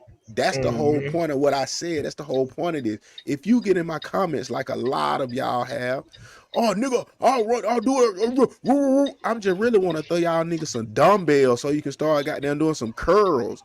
Cause I'm thinking you like goddamn Joanna Man or something. You know what I'm saying? You really like you lose all femininity thoughts for me to you. You know what I'm saying? It's like you done turned into a male, a stud. Like, I mean, a T. I don't know what's going on. You know what I'm saying? Once you start doing all that, and that's what's going on, man. You shouldn't even feel disrespected, because once again, if the Bible doesn't exist and it means nothing, then that's where we can keep it at. Because from what I know, it's kind of like this. What does the Bible actually say about women? It's the 21st century, and in many places, women still hold second-tier status. Unfortunately, that's just as true in the church as it is in the corporate boardroom. I don't know how much, I don't know much about business, but I am invested in the church. It pains me to say that for far too long, I was perfectly fine with the gender inequality I found under the steeple. In many ways, I even saw it as directly benefiting me. Hold on, God damn it. So why fight it? Okay, we talk about some, oh shit. The conservatives, all right. I've been a part of the church since I was a fetus. I came to the age with an understanding that while God loved all his children, the guys were extra special. They were given the leadership roles in the church. They were allowed to speak in public settings. They were the ones entrusted with making decisions. They were strong and rugged. And if you had 2 X chromosomes, not Klinefelter, your God-given role was to submit to them. Okay then. All right, I just wanted to run through that first little page of shit though, man. But that's the thing, you know. Is it something about the times we grew up in, or is it just what it is? Because that's what it was supposed to be. The men were entrusted with making decisions. Are the men no longer trusted? Well, I think if we just want to just keep going back, right? We just keep going back. Then the men were in charge at first because they were the strongest. You know what I mean? They were the protectors. They were the ones who were going to, keep everybody safe or whatever. You know what I mean? But the problem that we have now is that, like I said, we're not really fighting battles gladiator style with swords and stuff like that no more. You see what I'm saying? So it's like now it don't matter. You can, honestly, women are almost able to do the same thing that men can do in almost any capacity. Yeah, the environment is so safe for everybody, so it's kind of an even playing field right now. Why it's no war? Why it's no until the immigrants start taking over neighborhoods like they're doing in Denver, Colorado. But it's get crazy, man. They taking over neighborhoods. You said the immigrants are taking over in Denver. Yeah, most definitely. They done took over a whole neighborhood. A whole neighborhood. They done kicked everybody out, and the landlords can't even get in and do shit. I'm talking about, it's crazy, man. But that's what people ain't even looking at. Why they getting the $15,000 a month on their credit card and $4,000 in food stamps or whatever. Yeah, they getting all that. Then they going to take over nigga traps and shit. They killing niggas and robbing niggas. Oh man, they dangerous, man. I just think like, go ahead. No, I was just saying that's thanks to the border czar, man, Kamala Harris. Yeah, thanks to Kamala Harris. So let me ask you a quick question real quick. I want to ask you a quick question since you brought that up. How would you fix the problem? If you was the border czar, how would you fix the problem? Which problem? Oh, just the that they're coming in? How would you stop? Like you said, if I think you said earlier in the show, she allowed 20 million immigrants to come through, right? Right. So my question is, how would you have prevented that? I mean, okay, we'll get to that. I'll get to that. But the dilemma is, and what they've been talking about is that, hell, they didn't want to stop it. They might want them in to make more Democratic votes. Maybe like the people who gonna get in, they're gonna fix it and rig it to where they can goddamn vote. I'm assuming mail-in votes and all of that. Don't they got shit like mail-in ballots? And I mean, I don't know. That's what I've been hearing. But they claim if you're an immigrant, you can't vote. Right. That's the controversy. So, but I mean, the only way to fix it, I mean, it's nothing you can do. I mean, now we're gonna get into maybe like Obama. You want to be known as the president, deporter in chief. The deport. I mean, is that what you're looking for? Maybe. But I mean, I don't know. That's working backwards. I mean, you'll let everybody in just to try to deport them back out. Like, come on, man. Right, and that's my whole point of the whole immigration problem to even begin with. How do you stop it? And my whole question is, like, I always keep using the same thing. Go over there to, let's just say, go to Pakistan and try to walk into India and see what happens. Right. And like, you can't just get in these places. And you got to think of the fact that it's been like, we talking about like 10 years. It took 10, 15 years to get 10 million immigrants. Let's say that the past 10 or 15 or 20 years. And it only took 2 or 3 with Biden. That's the comparison.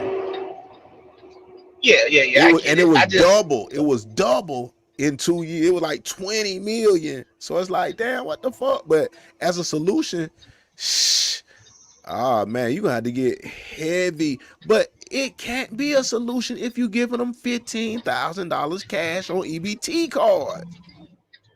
Yeah, but to me, let me tell you the reason why all them people came in, and this is the other reason why I'm talking. It's all politics, though, right? Because every time in politics, you have to be seen as the opposite of your opponent. So if Donald Trump is looked at as being somebody, build the wall, anti-immigrant, you have to go on the extreme on the other side, and then that's what happens. You have all these people coming through the cracks. Right. That's what I'm saying. And I'm saying that now they're saying that they're trying to manipulate a way to turn them into voters. That's just some shit that's been talked about on like some platform. I'm thinking CNN. I don't know which ones. You know, it be ABC. Sometimes it be damn YouTube. But they've been talking about. Now they've been talking about immigrants voting for a while, or just, you know, because the thing about it, what people don't understand is Ronald Reagan. I know people don't necessarily like Ronald Reagan, but this is something, once again, you can Google it. Ronald Reagan gave immigrants amnesties back in the 80s to try to like solve this problem, so we won't have to deal with it no more. But the problem is, after he gave everybody, look, hey, if you here, you productive, you're not a criminal. Hey, look, we'll give you amnesty. And then they gave him, I believe, ways to get citizenship. Right. But then the problem was, after he gave all of those people amnesty, it was like, shoot, everybody looked and was like, oh, he just gave everybody amnesty. Well, shoot, I want to come over there now. And it's just been constantly a problem. Like, you can't give them amnesty. You can't deport them. To me, they're going to have to go to a more North Korea and Russia-like solution. You can cross that border at your own risk. I mean, you got to do everything to the extreme right now, man. And the only way to fix this society is just go to the extreme. Even from the basics of what we said about the phone swap, you're going to have to get one Instagram per family, as in, you know, the adults, one Facebook, adults combined, one phone number. Hell, they probably ring to both of y'all phone, man. That's the only way things get back to the basics. You're gonna have to start doing and what are we saying, like, as in the just the looting, you know what I'm saying, the shit in Oakland and all of that shit, the robbery, just running into stores, taking food, taking clothes, taking diamonds, you know, definitely the clothes. You gotta start just chopping niggas' fingers off and shit. Like, the crime's gonna be like chop her arm off. It's going to get. Well, I'll put this good question. I want to see if you answer the question, because obviously the immigrants ain't afraid of the United States, right? Some of them are criminals, so my question, bro. They say they've been letting them out of jails and shit, though. Well, I get that part. But my question is, right, what you talking about? If that's the problem, and they're not afraid of America, then you got to ask yourself, who are these Hispanic immigrants afraid of? And I would say, shoot, they probably afraid of El Chapo and them. I mean, yeah, but they've been arrested and caught where they're from, like they say in Venezuela and shit like that. They've been arrested there, and now they just letting them out because they like, okay, if America gonna let everybody in, get all the bad people away from here, get them out of here, and now we have like a Canada, no criminals. You know what I'm saying? They on some shit like that. No criminal population. So you think that they letting them out of jail and sending them to America? I mean, that's the word. That's what they're telling them. That's what they're saying. They're releasing people out of prisons and shit. So it's mental health patients and like heavy. I mean, I've heard Trump say that before. You know, that, like he said that when he was in office, they're not sending their best. They're sending us their criminals and things like that. But once again, I just keep asking this very simple question, especially somebody who done dealt with the immigration process multiple times. Like, if a criminal, like, why did I even have to go through anything? If you're gonna let a criminal in, you couldn't let a thought pocket in without having to do nothing. You know what I mean? Come on, man. That's why people are mad though, because it's people that's it's people that's having to go through the process who are like, what the fuck, man? If y'all gonna let it do that, let everybody come in, like you said. And it's people that's having their children kidnapped and robbed and killed and raped as well, bro. You know what I'm saying? And they like, man, y'all don't let these people come in. It's like people in Phoenix and Texas. This little girl like 12 years old and shit. It's them, you know, they doing funerals for them, man, from like immigrants done called them and 2 of them raped. Come on, man. It ain't no joke, man. Yeah, I think that in that whole situation with the whole immigrant thing, I just feel like to me, it's always going to be a problem because it's always going to be a talking point. The same way I feel like some of this other stuff with the other topics like abortion and guns and stuff like that, it's always going to be something just to make people kind of feel emotional about it. But once again, you're definitely going to feel emotional about it if one of these persons came across the borders and did something to one of your loved ones. So I get it. Yeah. And I mean, I do get it. And I'm thinking they say it was legit. I don't think it was just no internet bullshit. About the Louisiana doing the castration if you get caught raping a child under a certain age or some shit. You might want to Google that. That don't sound right. Castration in Louisiana. I don't know. I mean, Louisiana. You gotta remember, Louisiana. You can drive through and get you a daiquiri. So Louisiana a little different. You know what I'm saying? You can drive around with that open. They don't have no open container in Louisiana. Oh, okay, yeah. Louisiana is now the first state to allow surgical castration to be used as a punishment for sex crime. Came in effect August 1st. 2024? 2024. And who passed it? It got passed by the governor or the state or senator? Yeah. That's crazy.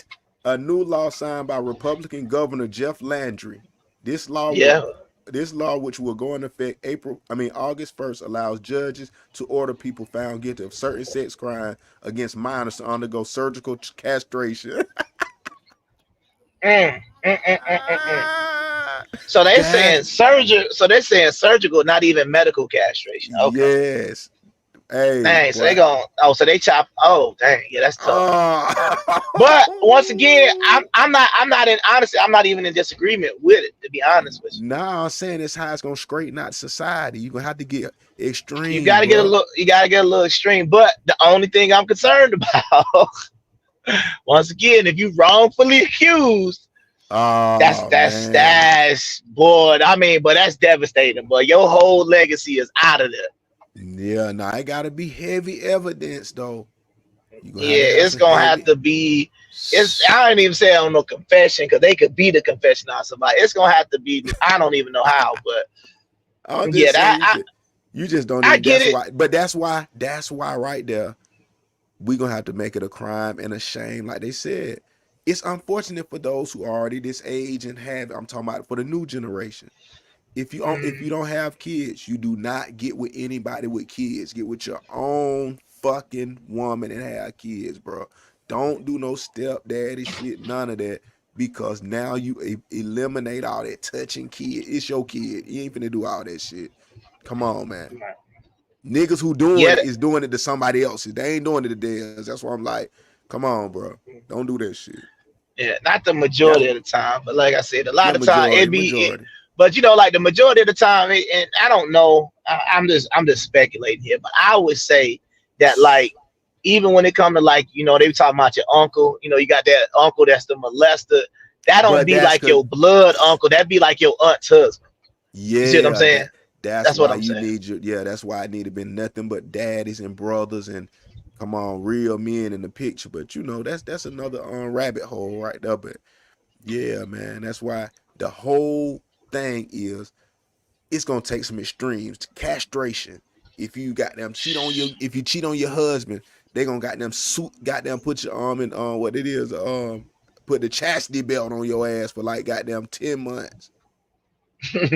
What about I mean what about going back to something like we gonna start beheading, bring back the firing squad, hanging folks? I mean yeah. Will any of it help? Yeah, to help. The consequences is too easy, bro. It's everything repent and just you straight. And if it's not a crime, because let me just say it like this. A lot of the most painful and hurtful and bad situations is coming from shit that's not crimes, bro. Well, it just comes from people doing you dirty or slimy or cheating or dishonest. Like that's the worst shit. Yeah, and this is my point, right? And this is where I'm always kind of caught in the middle. And what I mean by this is what I'm about to say. If you look at what we're gonna get into the Bible because we about to get into the third hour, so we definitely about to bring some of that stuff out. Yeah. But if you look at the way the biblical legal code was set up, it was designed as a prevention to not do certain behaviors. Because it was, for some things, a heavy penalty for whatever it is you could do. All that cheating, that ain't going on in Israel. And if it do, we take you into the middle of the street and you gonna get stoned to death. Like, imagine that, bro. They gonna throw rocks at you until you die Yes, That's crazy. painful. It ain't. I don't. Because I think when they say stone, I'm like, did they throw them or did they just beat you down in the head? I don't even know how it would go. Everything, nigga, your hands behind your back and your head on the pavement. They just got stones. You see what I'm saying? But just think about that though. Just imagine just be like, hey, mom, I'm gonna go grab some bread from the market real quick. And you going to go grab some bread in the market and you see a mob grabbing rocks and circling around somebody. Hey, what y'all about to do? Oh yeah, we about to stone this adulteress and this adulterer real quick. You want to do it? Oh no, I'm just going to go pick up some bread. But then you actually witness that. Oh, but I'm gonna be loyal and faithful as I don't know what to my wife. You understand what I'm saying, bro? Come on. It got to get intense. I'm just saying this world is corrupt, bro. They shoot police. There's been like 6 police shootings this week. I mean, but I ain't saying yay or nay, but you know. Right, but I'm saying when I say that I'm torn in between it, because I also am like, and this is the question I would ask you, because we are trying to come up with solutions to fix the problem. My question is, do you think people should be forced to be decent human beings? Yeah, you're gonna have to, because that's the other part of me. But I just say, like, let people. I don't want to say let people do what they want to do, but it's like, I think like it's almost like when you punish people for like marijuana. You punish people for smoking for marijuana. I'm like, yo, if you want to smoke marijuana, let them smoke.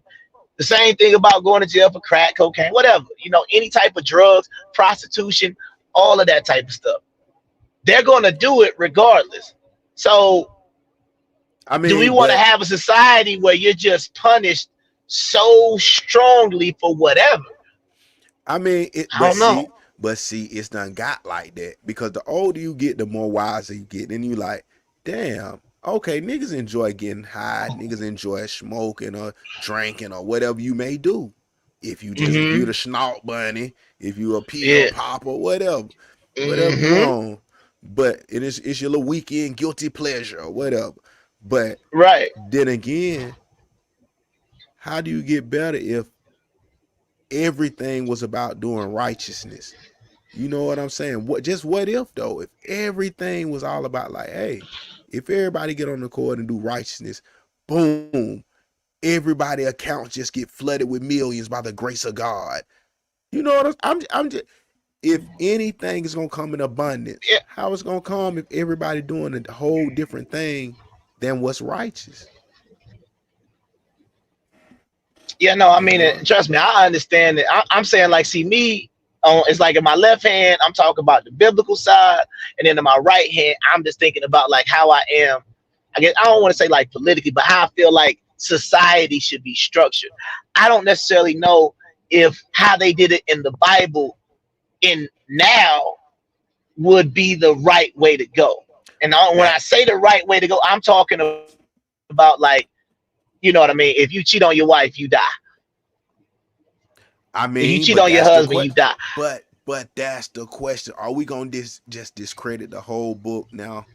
I mean, see what I'm not saying. I'm not saying discredit the book. I'm saying I understand, like you said, the way it was set up. It was set up for righteousness. We made it lenient. We made it lenient. Yeah, if you want everything to keep being lenient, it's gonna be chaos. If we tighten up.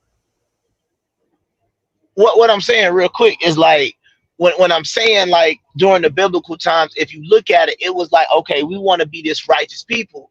So this way we don't get punished by God. We got to make sure we install these laws. So, you know what I mean? Lightning bolts don't come out the sky, for example, right? Right. But what I'm saying is right now in 2024, I'm not saying discredit the Bible. I'm not even saying any of the stuff is not valid. But what I am saying is it is hard for me in my 2024 mind, even though it's something I just recently experienced. I don't know if I could be the first one to pick up a stone and go do that. But once again, that's because I don't have that mentality, but that's because that's not how society is. Because I also feel like you'll adjust. You a what? If that's the way society is, you'll adjust. It's like, it's gonna be like that first person to throw that stone. And then somebody gonna be like, we gotta take them out, and then it's gonna be normal after that. But they gonna have a squad for that shit. Like it's just like a force, like the police force and all that. That's what I'm saying. You ain't no human. The average citizen ain't got to do it. But that's the biblical way of doing it. The citizens did it. They took it into their own hands. Oh, now but see, you have to break through the whole government and all that. But now, if we gonna see, that's what I'm saying. You had to. You know what I'm saying? It was like that because that's what they used to do in like I think it was in the Puritan society. Because if you saw that movie with Demi Moore called The Scarlet Letter, that's why she had to wear that A on her chest. But I mean, you can't do nothing when there's so many goods and jewels and. You're gonna have to take all that shit out of the equation. Niggas gonna want to. I mean, it's too much shit to steal. Yeah. If you're gonna take away the police force, it's over. But damn, the world done got too modern, man. It's done got so modern. It's gonna be hard to take it back to that civilization. But then again, like I said, are we gonna pick and choose verses and sentences we want to use from present day and then be like, oh yeah, I'm Christian because I do. You know what I'm saying? If all that's what I'm saying. I get that. Yeah, nobody want to listen to the shit that's really in it except certain shit like goddamn. Oh yeah, he gave his only son. Yeah, but I'm saying, like, to me, I feel like without all the penalties, right? The part that people aren't focused on in the Bible is the wisdom in the Bible and the righteous aspects of the Bible. You don't even have to get into all that other stuff. That's the problem that I really think is what's going on right now, because people aren't focused on those things. It's about, like, this is a simple thing. Treat other people like you would want to be treated. It's very simple. You don't even really need, I'm not saying you can throw the rest of the book out, but you can start right there. If everybody just did that, like, for example, I take my situation again. Would I want my wife to sleep with 12 different men? No. So I shouldn't sleep with 12 different women. It's very simple, and society should function properly if we just only acted on that. Should I want my wife to just punch me in the face repeatedly? No. Then I shouldn't punch my wife in the face repeatedly. It would be very simple.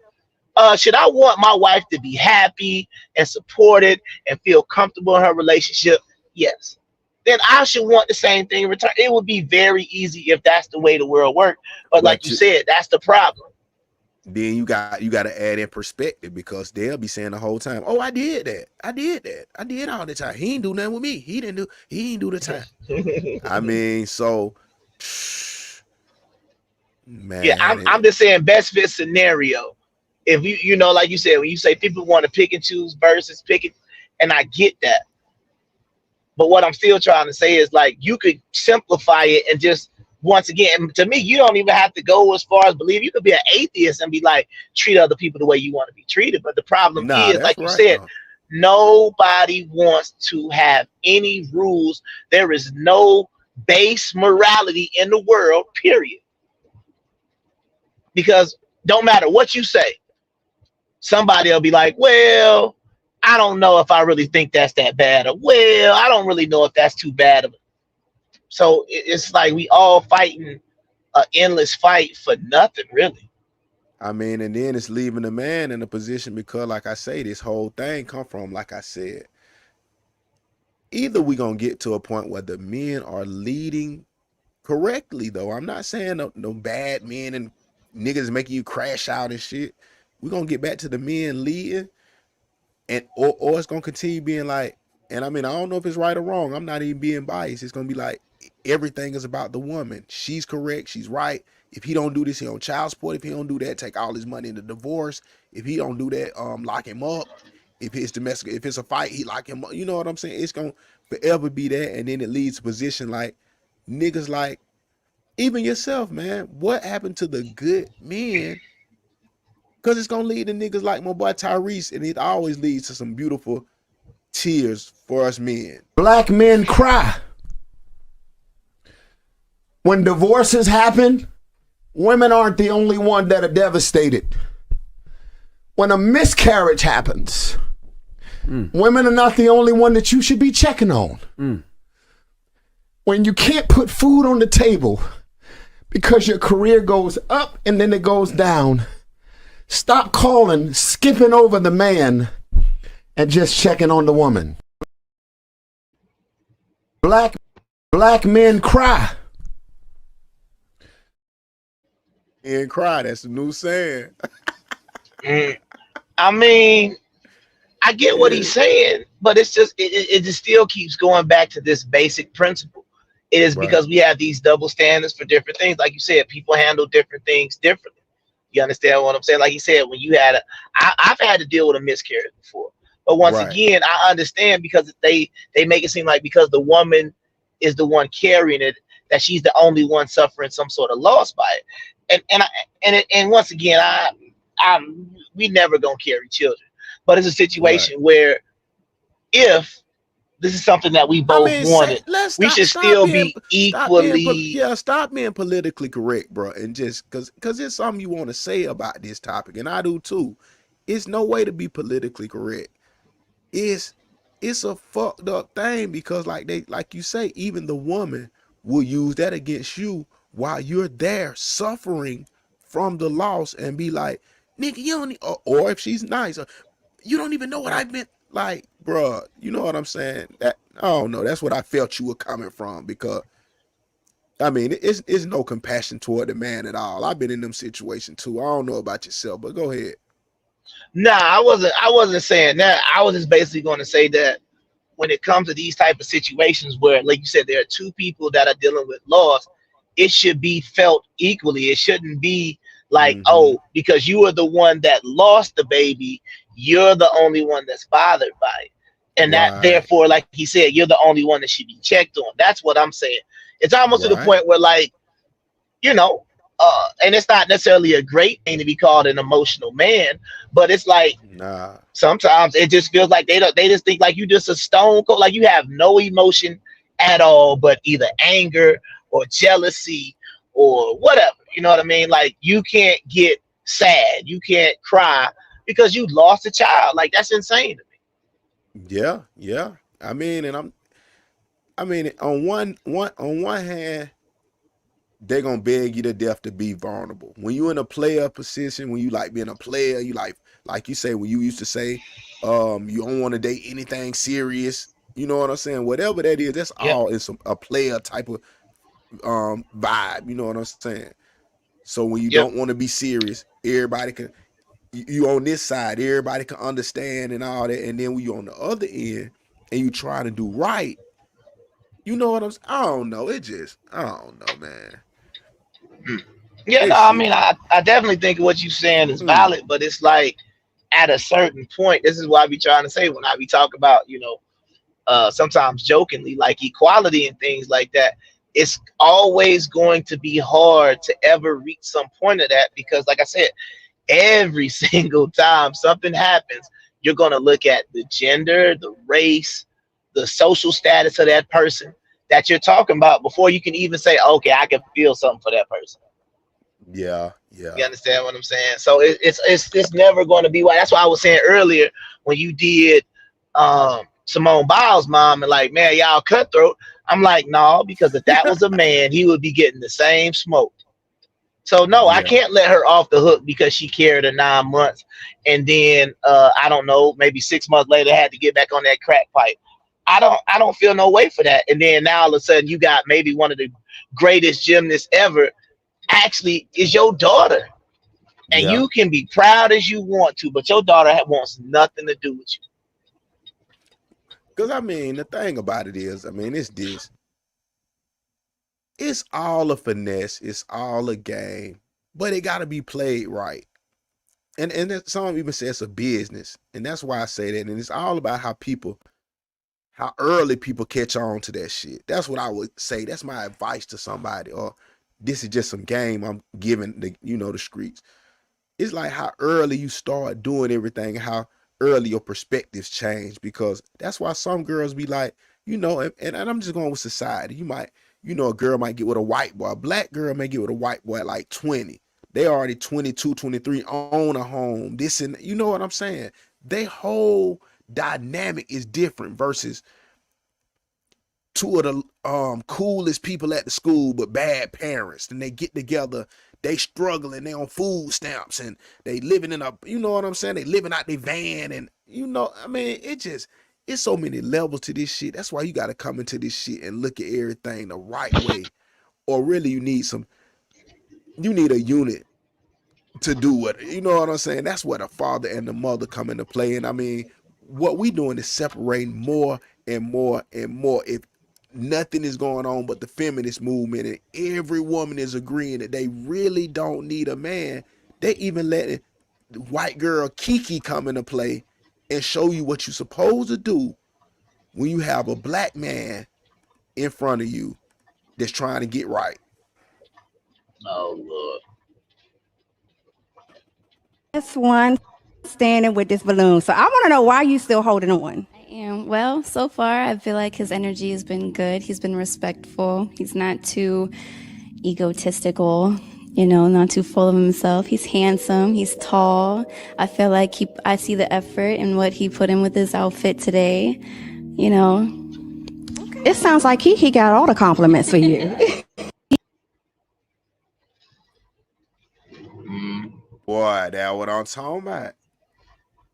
The main thing here, they wonder why the snow bunny's striking. Cause they know what to say. Bro, you ain't on this. Did you hear her say, shit, nigga, for real, I don't even fuck with you though. Your pants too tight, nigga, shit. You look sassy, bro. Nah, I mean, but I think like that's just period. Like, and we talked about this probably on a weekly basis on the show. Like, a man needs to feel supported. A man needs to feel like he's wanted. A man needs to like this ain't no like want. This is a need for a man. You understand what I'm saying? So the fact that like, cause you could like if you roll the tape back, look, just don't listen to what she's saying. I want everybody in the audience when he rolled the tape back, look at his face based on what she's saying. Run it back one time. Last one standing with this balloon. So I want to know why you still holding on.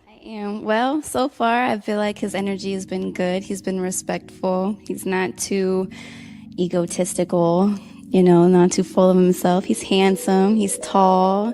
I feel like I see the effort in what he put in with his outfit today, you know.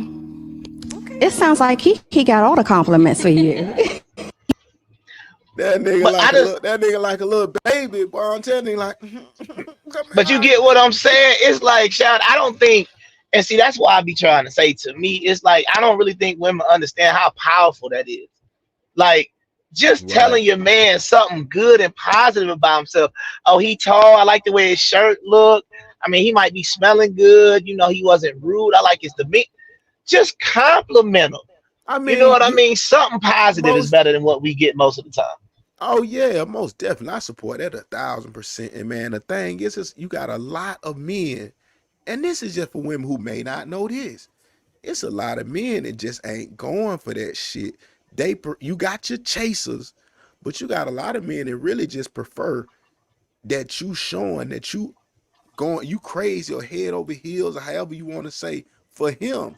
Even if you faking, that's your game. If that's your man, if that's who you digging or fucking with at the time, that's how you got to present it. Every man ain't going for that all day long. It's just a goddamn chase. Like he just a puppet up under the woman. You know what I'm saying?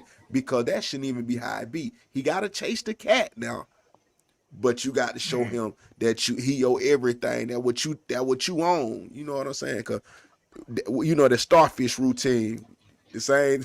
They say you get in the bed like a starfish. Niggas, that's how women treating a relationship, like a starfish that don't even move. Just there you go.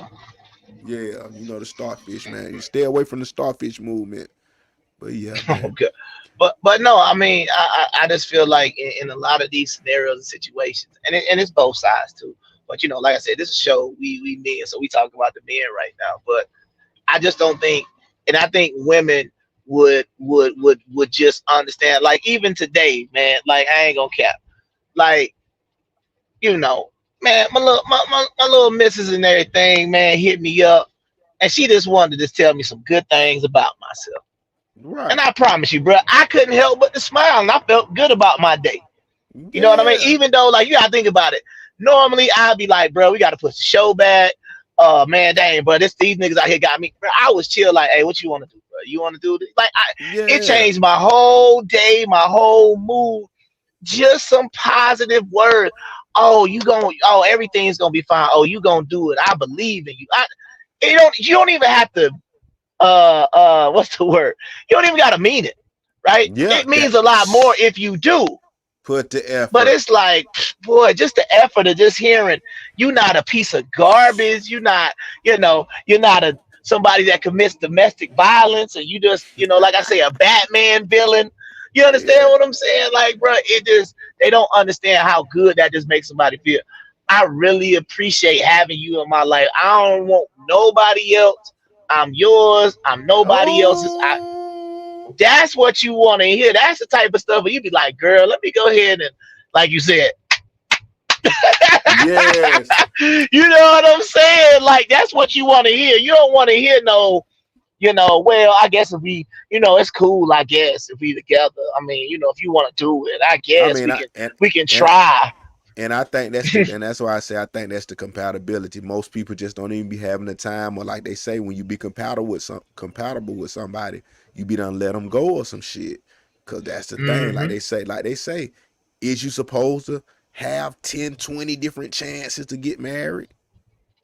Is everybody supposed to have 10 different?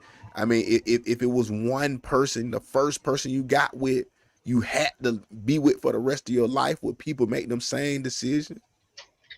Because you would be very careful about who you decide to get that ring to. Same thing like having sex with somebody too. If you had to have sex with the first person, if you had to marry the first person you had sex with, everything is changed at that point. It's like, man, you ain't just gonna be going to go, like you said, somebody who stank. Somebody who ain't washed their hands. Come on, bro. That's not gonna be your wife if you know that by having sex with them, okay, now that's my wife forever. Yeah. In that scenario.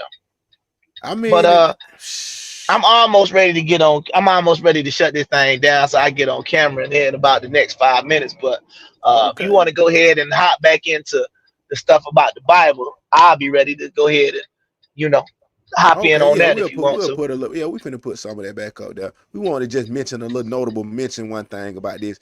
Keke Palmer being pregnant. Keke Palmer pregnant again by her baby daddy is wild. That's what they say. Yeah, she would call him out and say he was a domestic violence guy again, had the restraining order. That's what I'm saying, man. That's the new thing, man. Everybody want the men locked up when it don't go their way, man. That's the new defense. You got to call a man again. You know what I'm saying? It's wild, man. That's why they say don't listen to this right here, man. Don't listen to black woman, man. Don't listen to him. Don't listen to him, man. It'll get you nowhere, because they do that and then be right back. Right back pregnant by their baby daddy, and then after that, after they done got pregnant by their baby daddy again, they'll go like this and say, I'm just a girl who prefers to have homeboys. And they'll have another homegirl, Nicole, agreeing with it, saying, yeah, I just like to be around niggas. And that's why I say, don't listen to black women. Oh, Lord, hold on. Because if you keep doing it, y'all got society headed to this right here. And this shit is not, come on, man, the head is missing. If you notice, the head is missing, man. We looking like some goddamn simps on our knees begging. Come on, man. We got to get out this shit. We going so mental health, it's making niggas go goddamn August Alsina, man. It's making niggas go August Alsina, man. That nigga say he, bruh, y'all women gotta stop, bro. Stop, bro.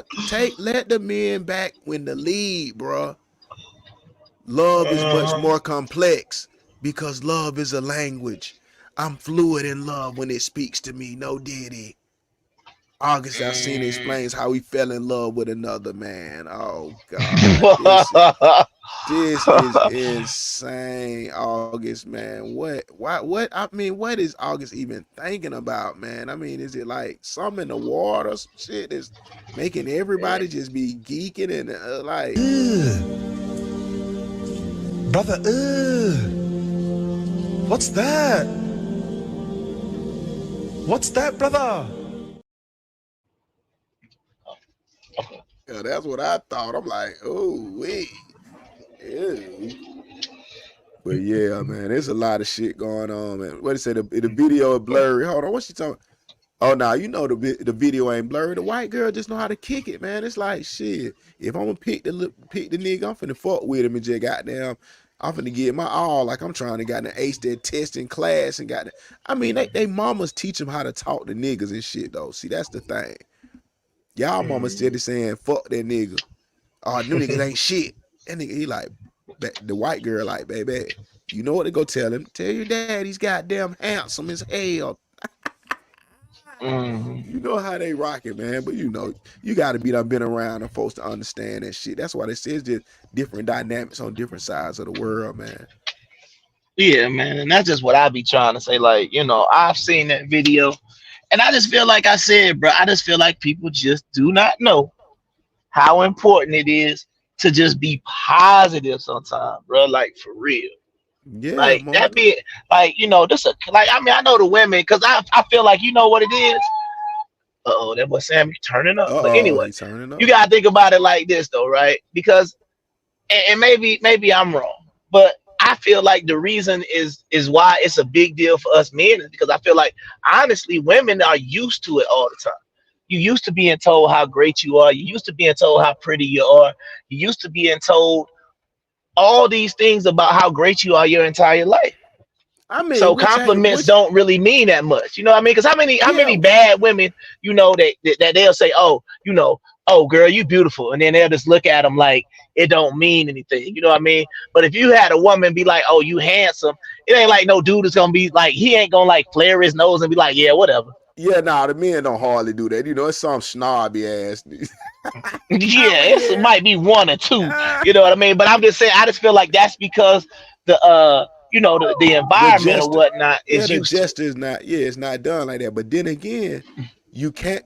It's just so many levels because then you got people that's coming at the game like this. Ladies, if y'all been with him for at least 3 months and he's not taking care of you fully at that point, he does not want you.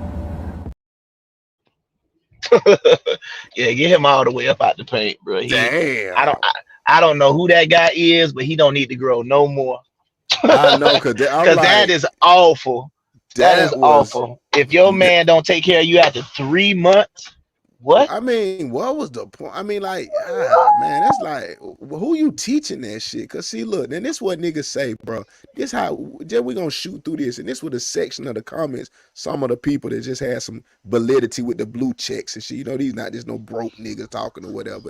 Not all of them. But it was like, I know over 50 married men. All of them did not fully take care of their wives' bills until they became just that, their wife. I don't knock any man who takes care of a woman whenever, but the Bible, God only commands husbands to be providers. He responds to that. Hold on, you got something to say about that? Well, he doesn't command us to be providers, but go ahead. Okay, that's not biblical, but go ahead. I know what he's saying. I know what he tried. Okay, but then the guy responds, I know just as many as well.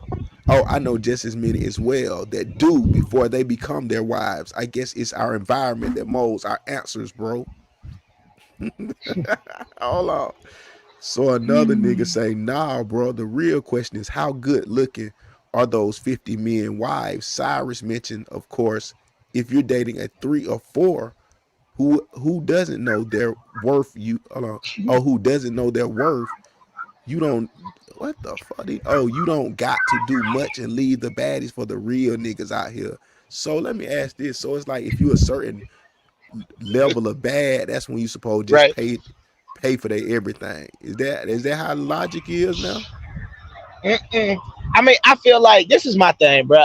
When we start talking about society and stuff like that, and we want to make changes and we want stuff to get back right, you know, the pretty girls gotta stop getting everything. Period. Just because they pretty. It's gotta be the women that's out here really taking care of their men. Like we said, we want the women to be submissive.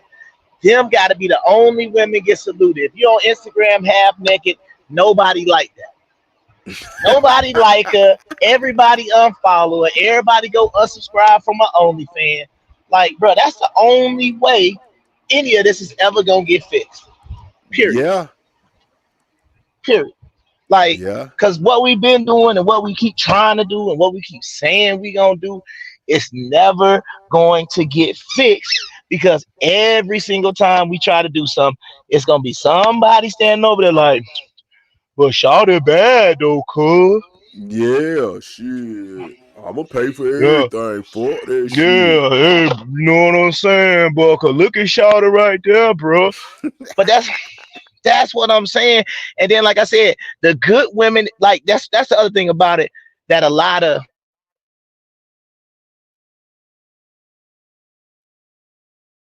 Hold on, what you did? You put that up there for the Timothy? Hold on. Your motor done went out again. Hold on. Goddamn, hold on. Talk, Chubbs. Couple. Goddamn. Okay, but well, he done got his motor done went out and generator. We finna got now close this thing. This section about this right quick, but let me go on and get through it. So the nigga telling them talk Chubbs and like he did something good. That's why I'm telling. It's just like when you let niggas that ain't never had no bread, or niggas that were working jobs, and niggas that was nerds and this and that or whatever, like I say, lame. Then they next thing you know, they get major money. They start promoting pandering shit like this. Yeah, your generator kick back in. But I'm saying, so he telling the nigga talk Chubbs like he was telling somebody something. But bruh say the boy Cyrus say, man, look, one of the couples are ranked on Google top most beautiful black families in the world. LOL. Check out words by Ezekiel wife and try to tell me she's not beautiful. He was not paying her bills before they got married. Talk or making arguments with 0 days to support it. Like, why are you lying? Or whatever you say. Yeah, cool. But they say, niggas say, boy, saying anything to go viral, the psychology is genius, and that's why I wanted to pause for a minute. But yeah, I mean, niggas just doing that shit to sell records right now, or whatever, man, units or whatever. Yeah, I mean, you know, a lot of people just say stuff online just so people to talk about it. But once again, in 3 months, if that's going to be the new standard, this is just be my question with all these trends that a lot of people want to go viral or they want some type of reaction out of it, right? I just say if that took off in mass, just think about this real quick. With a lot of these movements, if they took off in mass, what would the world look like? So if the world looked like after 3 months, the woman get all her bills paid, what is society going to eventually look like if that's the world we live in? Boy, it's going to be nothing but homeless men everywhere, robbing, killing, living on the corner, trying to survive. To pay, you done gave up all your bread. Oh, man. Because you're dating 5 or 6 women. Now you done got 6, 7 different. You got to pay the bills or you nothing. Oh, man. That shit going to be dangerous. It's already damn to that like that. Now, that's why everybody's single. Yeah. Spreading the houses of Virginia all around. But yeah, man. Go ahead. Go ahead. No, go ahead. Yeah, no, I was just gonna say, because I mean, I feel like any of these trends, like, okay, we could take, like, I'm gonna take one that's just cliche, the whole hot girl summer. Let's just say hot girl summer took over. I'm talking about for everybody, not just, you know, and some people will say everybody was doing it. I'm gonna say I don't think it was like that, but still, what I'm saying is all the women adopt the hot girl summer mentality. Yeah. What is society gonna look like? It's not gonna be no relationships. It's gonna be a whole bunch of women finesse. It's just gonna be a mess, is what my point is saying. So a lot of these trends, and that's what I always say. It don't matter what it is, whatever be trending, it don't never be nothing that if it happened in mass, it would benefit society. I mean, it's no seriousness in the world right now. That's the thing. But everything is serious, if you know what I'm saying. It's like food is going up through the roof, and People are losing their cars, their houses at an all-time high. This is not, and that's why I say Dr. Tobias was in the comment like, oh, everybody's not broke. Man, I don't care. We can say not one person. What's happening, Decatur Jones? You in the building? What's up, my boy? But you can say one person got some money, or the 1% of people. We get that. But the numbers are showing it. The foreclosures are showing it. The repossession, the evictions are showing it. The people online faking and all that. I mean, that don't mean shit. We talking about who shit on the side of the sidewalk. You know what I'm saying? I mean, bro, like I said, this morning when I woke up, bro, no lie, took the dog out, man. It was a dude out there sifting through the trash can. You understand what I'm saying? Behind, I was like, but let me go ahead and get on up out of here. But like, that's what I'm trying to say. It's like, and once again, I wish I could have got my camera out quick enough, man. But I had went up there to Portland, bro. And when I got there to Portland, bro, if y'all just see how many folks is living in these abandoned cars that they have changed and put the little like curtains up on the side. It's like, it'll be like a Chevy Malibu, but it'll have like sheets along the side, and it's just parked right along the I don't know what that is in Portland. I don't think that's the Pacific Ocean. It might be, or it could be a river. I'm not sure. But like, you literally see people down there bathing in whatever that is. Oh no. Yes, sir. Oh, you know what I'm saying? Man. It's like you walking by people outside just brushing their teeth outside in the middle of the street, spit. You know what I mean? It's just like people is really literally struggling right now. You know what I'm saying? And I don't think a lot of people really see it because it get crazy. Man. And I'm saying the thing about it is we not even snapping back into reality, bro, and being able to say, damn, you know what? We do need 2 incomes in this house. Maybe we even need 2 couples. Let's all just stay together, rock out, and we'll all pay the half, and we'll like, you know, like the Mexicans, they say. But I mean, we on the so far on the other end of the spectrum of saying we don't need each other at all that we ain't even thinking about, like, damn, let me kind of show you a picture of what I'm thinking and what I'm saying. Something that might can let everybody see where I'm coming from. It's something like this. Hold on. Let me see. Yeah, it's kind of like something like this. And that's why I say the meaning of this. And at the top, as you see, you got all the people just standing a band. Then you got the one person, with the one person bucking. Then you got a few people bucking. Still got the master in the top. Hold on, you bouncing in and out, boy. But then you got the other section. Okay, there you go in the building. But yeah, but then you got but now you got the last one where everybody take a stance, man. You got to get serious and take a stance for all this shit to change. They're gonna forever keep programming us. And just think of the man with the whip. It's like society or like the elite just telling us to keep doing shit, to keep destroying our race, keep destroying everything, bro. Yeah. One person can't stand up and 5 people can't stand up. You know what I'm saying? And it's just a deep picture, man. You got to stand up. Because I'm saying the whole fact of the matter is if we all going to sleep outside, let's sleep outside. If we all going to grab wood and just build wherever we want to build, and have septic tanks or get it out the river, let's do that. You know what I'm saying? Hold on, you over tapping? Nah, you good. Yeah, so I'm just saying cause nobody's talking about how niggas is bathing in the Pacific Ocean and shit, like you said. Yeah, but I mean, like I said, it's a definite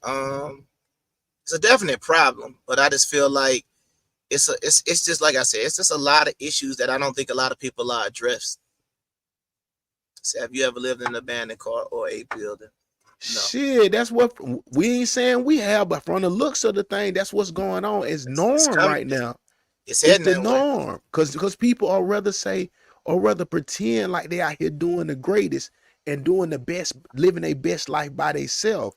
And I'm saying that because I personally know women working 12, 14 hours with kids, the kids watching the other kids the most of them 20 hours of the day whenever they like, god damn, still running around too proud to listen to a man or follow behind. I mean, like, just to get some help from, like, I'm like, man.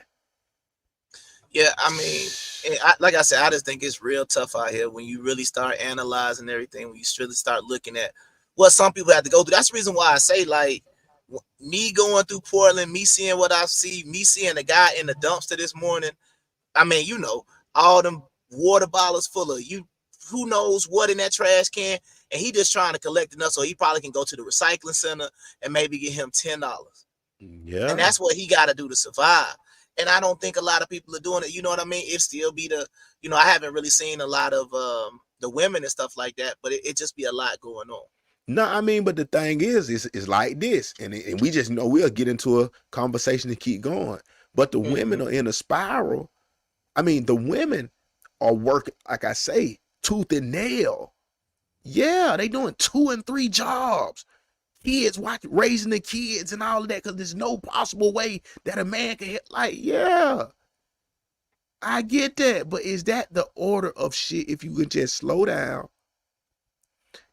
live below your means, let's put all the Balenciaga and shit back for a minute. Everybody's gonna have to do it. The economy's showing you gotta do it. We're not talking about the 1% who are gazillionaires. We get that. We just talking about regular people. Get back to where it's like, okay, it's cool to have a little, in the older time, like a $150,000 house. It was just small a little bit, just enough room, and you know what I'm saying? Yeah, 2 kids sleep in 1 bedroom and 3 kids in 1 room. You know what I'm saying? But is that 3-bedroom? Is that your kids sharing room? Is that exciting? You know what I mean? Can you show that on the can you put that on the gram? Look at my kids sleeping in the same room. Oh, girl, your man ain't got enough money to get their kids to have your own. See what I'm saying? But once again, to keep going back to what we were talking about earlier, our priorities are thrown off. That's a big problem. A lot of our priorities are thrown off. So we can't get back to focusing on stuff that matters. Like I said, getting our families and I don't even want to see when people talk about the community, I don't necessarily look at the Black community as a whole. I look at the community as like where you live at. You understand what I'm saying? So you need to get your community in order. But it's like we really can't do that. But shout out to Katie Jones. He said, but in reality, a lot of people really had their own agenda, but we still say us. Exactly what I'm saying. Yeah. We can talk about, we want to fix this. We want to fix Black people as a whole. We want to fix Black relationships. We want to fix Black families. Then, like you said, if you got your own agenda, which is to put on social media, or if your agenda is to scam people or to do whatever, like I said, it's, like I've been saying this for the longest time.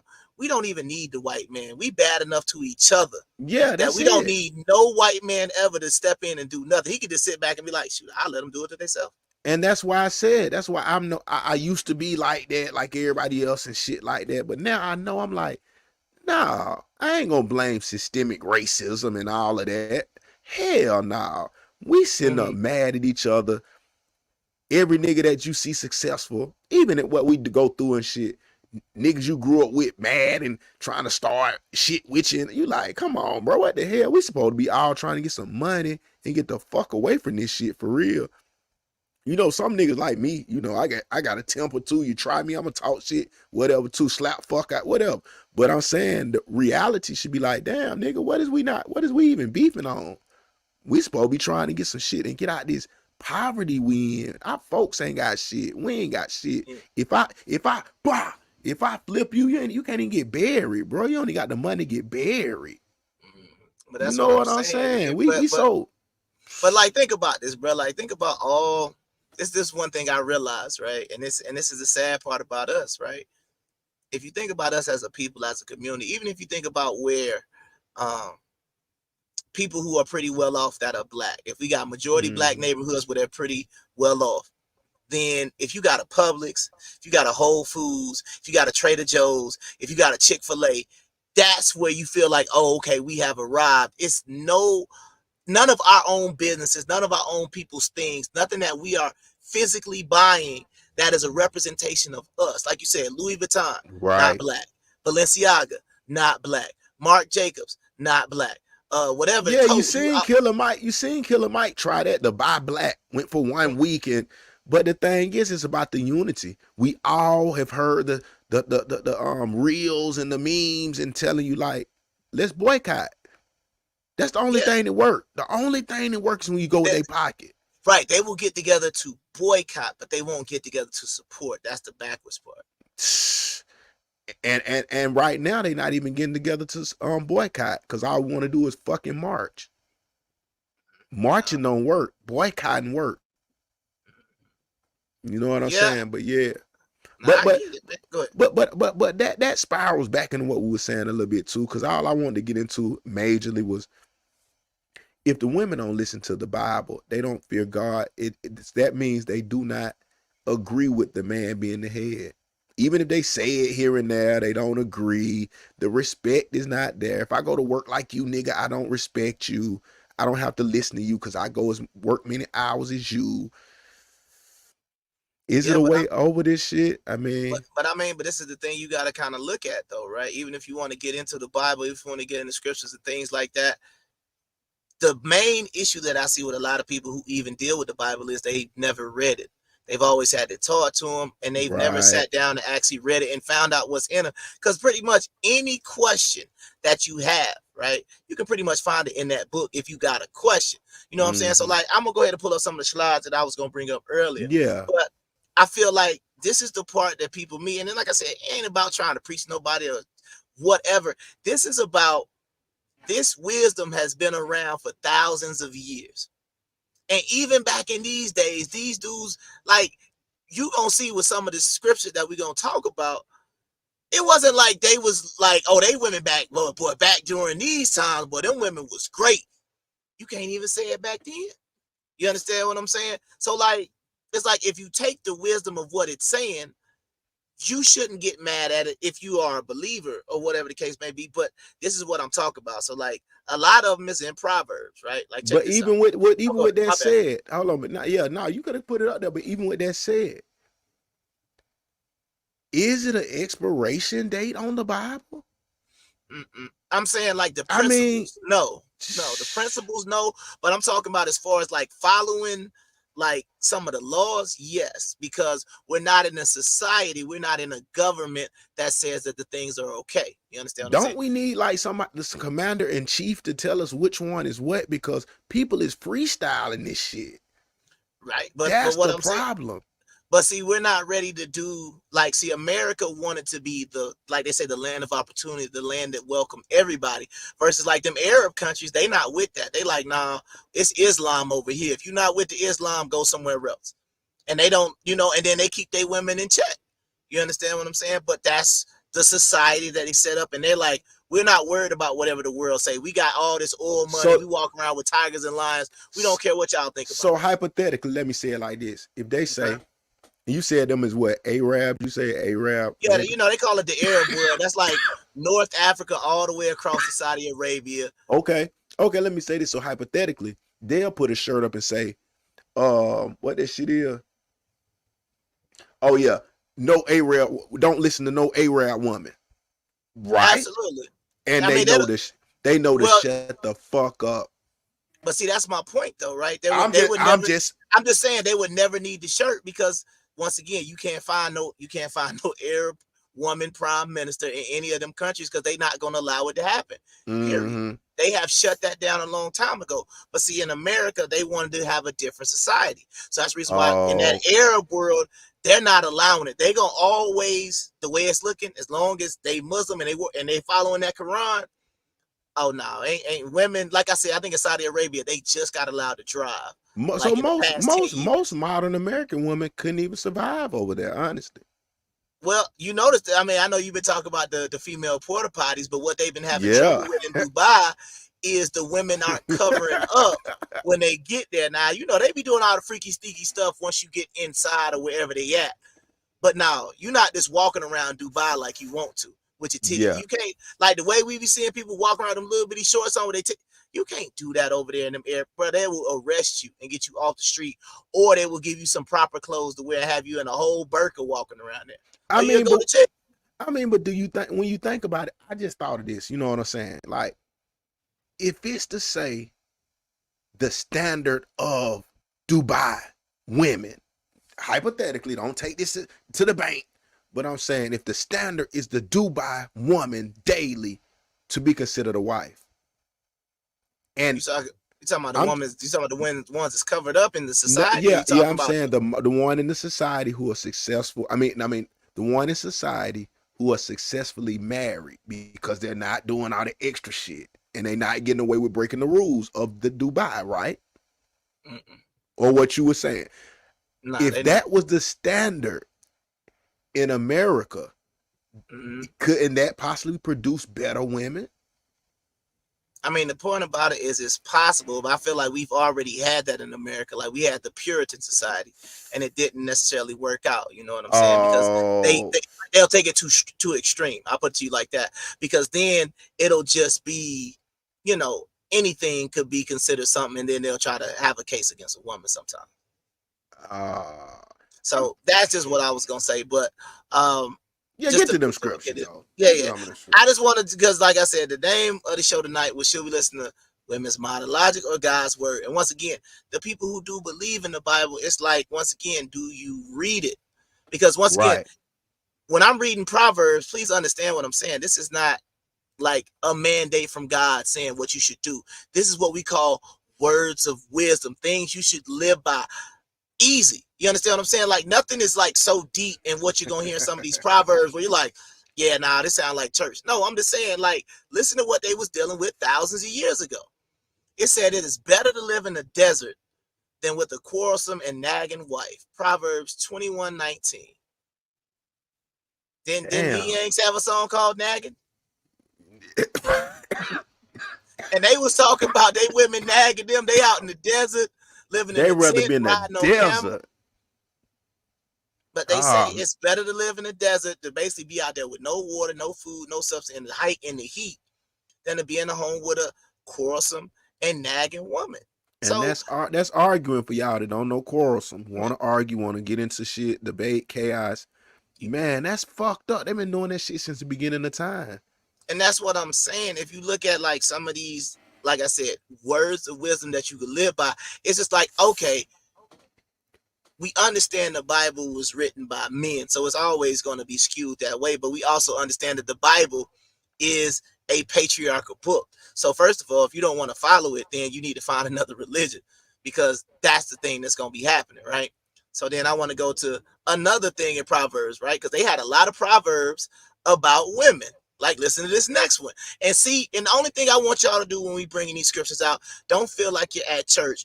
What I want to say is, what these people were saying thousands of years ago, does it still apply? They say history.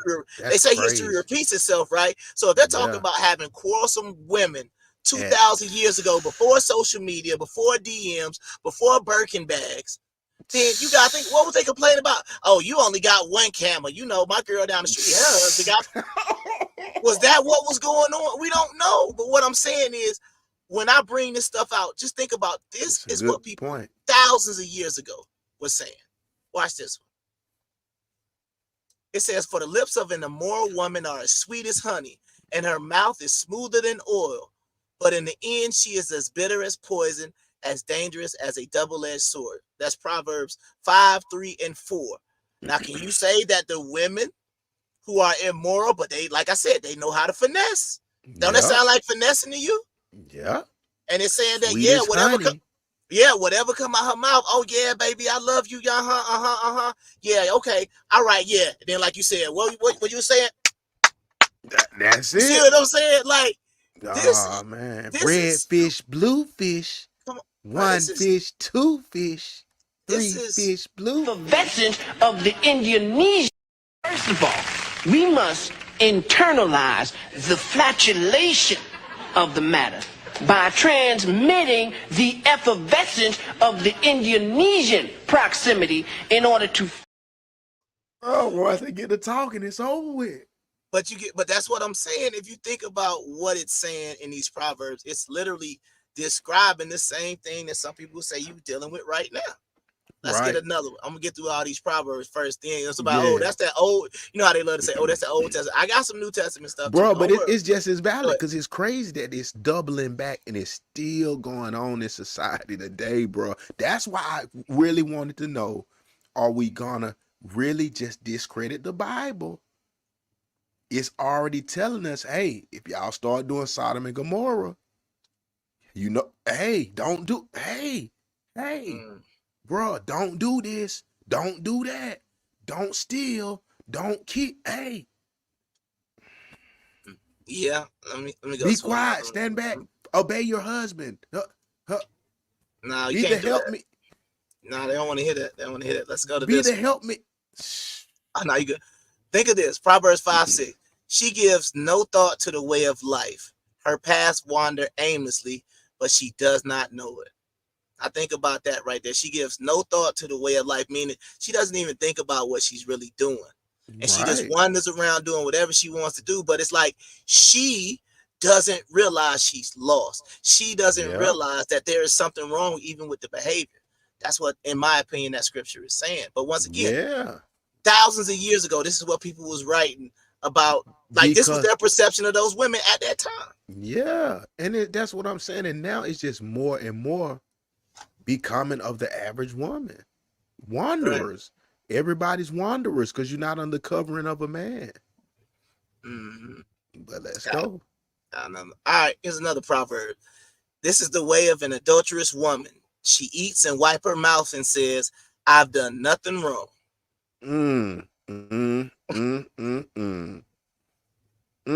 Accountability. It wasn't no accountability. Girl, I got a good girl, bro. Yeah, that might be a new one that the women be saying. I'm a good girl, bro. That's it. I need to make the merch. Good girl, bro. Merch. Absolutely no accountability whatsoever, if you even think about that, because she's basically saying she can go cheat on her husband, and then, boy, that's boy. Let me put that back on the screen. She can go cheat on her woman, come home, have a whole meal, wipe her mouth, and be like, I ain't do nothing wrong. I ain't do nothing. I'm good. Bro, hold on. Let's make this the point of the night too, bro. Sure. If we got sisters, anybody with sisters, you know they will lie like a motherfucker. Y'all better stop thinking. Hold on, let's wait a minute. If it's 2 kids, mama come in and say, who did it? She will lie like a motherfucker. Let's get this shit understood. We starting to act like women won't even do nothing wrong. It's like, oh no, women don't usually do. Bro, I'm not saying that. Evil as, I mean, like, but that's what's being shown. But that's the problem, though. But see, that's the other problem, though. The women were always supposed to be honestly the moral compass of everything in society. Right. So that's where everything, in my opinion, is getting thrown off, because it's not necessarily the men. The men have always been conquerors, leaders, protectors, builders, all that other type of stuff. The woman was supposed to establish how the family was going to be brought up. You understand what I'm saying? So if their moral compass is off, then it just throws everything else off. Because it's not necessarily, even if you go biblically, it was not necessarily the father's job to really get the morality and everything right. But let's get to the ones that I know you want to hear. You know this. 1 Timothy 5:13. Besides, they get into the habit of being idle and going about from house to house. And not only do they become idlers, but also busybodies who talk nonsense, saying things they not ought to. So basically, this is talking about thousands of years ago. The women was just walking around gossiping. That's what this is about. Gossip. Yes, going spot to spot, busybody. See what I'm saying? Back in the day, they didn't have no Instagram. They didn't have no IG. They didn't have none of that. So they had to go house to house, literally, to gossip. And that's what they were doing. And then what they really just metaphorically saying, they getting hit. They're talking about, that's my homeboy. That's my brother. Getting hit from house to house, getting hit like a ping pong ball. Ping, ping, ping, ping, ping, ping, ping, ping. I don't know if that was, it could have been going on, right? But that's what it's telling you. They were supposed to be throwing them rocks at them. That's why I'm saying they know everybody business. They busybodies. They know everybody because they done been pillar talking with these niggas. Oh man, come on. They been going on 4 pillars were made. This shit crazy. Come on. Right, pillar talking without a pillar. Oh, damn. Right. Here we go.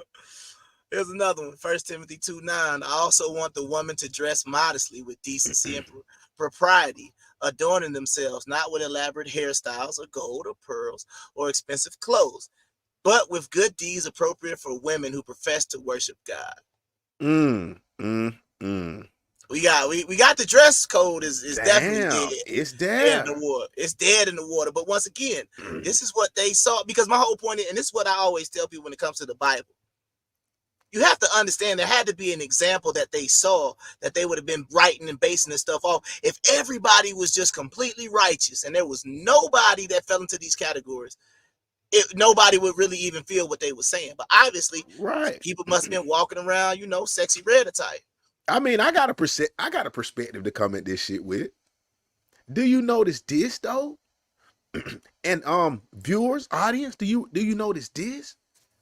What's not in the Bible? Correct me if I'm wrong, which I doubt I am. Okay. Do you hear anything about like men stop walking around with your G-string leafs on and you're showing and flashing the women? Like, the men wasn't doing shit like that. I mean, I ain't saying they didn't have none of the beast and wild men, and I'm just saying the thing wasn't to say, hey men, quit flashing all the women. Put your clothes. Oh, put your pants out your ass. Like, niggas were just doing normal. It wasn't no whole bunch of you know what I'm saying? It wasn't no bunch of rules to men that was vulgar. That was against being vulgar. That's what I'm. Yeah, the only one I had to say real quick that I can think of, it just said that a man is not supposed to wear a woman's clothes, an attire meant for most definitely. You know what I'm saying? But yeah, it's not a lot of things about like the man being is a rule inappropriate. breaker. Yeah, that's the way I look at it. Yeah, obviously we know the man committed adultery because that happened. Nah, we know adultery. Nah, we know that. Now we know that happened, but we're talking about like you're talking about regular in society, how you're acting. It's not like there are no scriptures about ladies. I mean, once again, we gotta remember the Bible was written by men, but this is the book that you choose to follow. But at the same time, there is no book that said there is no verse that talks to the women where they basically say, ladies, if you have a flamboyant husband, it is better to go jump in a lake than to have a flamboyant. We don't have no scriptures like that. Nah, we don't have them scriptures. That's all I'm saying. I got that's something to think about. Yeah, I'm about to get to one of your favorite ones. Okay, let's get it. I do not permit a woman to teach or to assume authority over a man. She must be quiet, for Adam was formed first, then Eve. And Adam was not the one that was deceived. It was the woman who was deceived and became the sinner. So right here, this speaks to women pastors. This speaks to women in authority, period. It says, I'm not supposed to be under the authority of a woman. That's biblical. That's New Testament. That's what what you Christians believe in, right? You believe in the New Testament and what it says. So once again, if you're a woman pastor, I don't know how you get over this. This ain't the one. It says, I do not permit a woman to teach or to assume authority over a man. I don't understand how you get around that, because Timothy in this scripture is establishing the rules for the church. And he's telling people from now on, if you're going to be a Christian, if you're going to follow this church, this is what you got to do. You come learn and be silent under men's authority. That's what it's saying. And there's no way around that. Now, I don't rock with that, but you're a Christian. I mean, what do you mean? But I'm saying is no. I know. Well, I'll just explain it real quick. See, what I'm saying is, if you look at once again, I'm Old Testament, right? If you look at the women in the Old Testament, they weren't necessarily put in this weak kind of like they didn't necessarily have to be like naggers or whatever the case may be, but they was a little different before you get to like some of the queens. Once you get to the queens, you can throw a lot of stuff out. I'm just talking about the regular people in the formation of what we call Israel. Those women, like I said, you had women that led Israel. You had, Abraham. Sarah was like, nah, you got to get that woman out of my house. And he listened. That's Abraham. That's who all these religions is based off of, Abraham. You understand what I'm saying? But what I'm saying is once you get to that New Testament, it's like based on the New Testament, right? The Paulians. Yeah. Abraham should have told Sarah, hey, no. You ain't going to tell me to do nothing. If I want to keep Hagar in the house, I'm going to do that. I'm the man. That's how it would have went if you would have been following something like First Timothy. That's the reason why I'm saying I don't rock with that. But the man was still in control. But you steady splitting. So you giving them a cop out. That's what I'm I'm not saying. giving them. So y'all I'm not giving them a cop out because Christians follow that, but they don't follow those aspects of it. That's my point. You understand what I'm saying? I'm not giving them a cop out. What I'm saying is that even when I look at the Old Testament, you could recognize a good, strong woman. That's not like the strong, independent woman that we got now. I'm just saying a woman who was on top of her stuff. You understand what I'm saying? That's what I'm referring to. Versus once you get to the New Testament, it's just like, nah, y'all ain't talking no more. Just be quiet and sit over there somewhere. And y'all follow that as Christians, but y'all don't follow that because y'all definitely are pastors. Y'all definitely are on some sort of committee talking, doing whatever. When it says you're supposed to learn in church in silence, I didn't write because they don't care. They don't care what the book says. Yeah, I mean it's tough, but I think this last one in 1 Peter will kind of sum things up here. It says, your beauty should not come from outward adornments such as elaborate hairstyles and wearing of gold jewelry or fine clothes. Rather, it should be that of your inner self, the unfading beauty of a gentle and quiet spirit, which is of great worth in God's sight. So 1 Peter is saying, ladies, your worth is on the inside, not on what you look like on the outside, not in the BBL, not in no long, like you say, hair hats and all that other stuff. It's on the inside. But look, it says, listen to what it says, the unfading beauty of a gentle and a quiet spirit. That's what I be trying to say. That was beautifully written. And what I be trying to tell people is, you don't even have to believe in God, but this is just like, this could be Luke Skywalker talking to whoever, man. It don't matter. These are beautiful, to me, things to live by. Because if you think about that as a man, if you could say, man, my wife has a calming and a calm, quiet spirit. That's great versus just, oh yeah, she gonna be complaining about something. Nah, but don't even compare it to that. Compare it to even herself saying in the mirror, saying like, oh, I got a PhD and I work 2 jobs. I drive Instacart. I don't care about no nigga. I got money on the side and I don't care. You know what I'm saying? That is insane compared to a good, quiet spirit. But what I'm saying is, what's wrong with that? My thing is, and I get it. And this is what I kind of feel like as well, too. I feel like everybody is like, everybody in defense mode. Everybody got their guard up. Because that woman, she don't want to be vulnerable because she worried about the dude out there that's going to be out there. Oh, he going to spend the rent money at the strip club. Or he going to be out there with 80 girls in his DM. The dude, on the other hand, he afraid too. Oh, dang, she got a secret OnlyFans. Does she really like me? Like, you understand? So it's like we both got our guards up and nobody can just say, all right, man, let's get this right. You lead, I follow, and and if it don't work out, shout it just don't work. But we can't continue to move through this stuff guarded. You understand what I'm saying? Because at the end of the day, everybody gonna be stuck. That's why I said we gonna have to come with next week, man. I'm suggesting it now.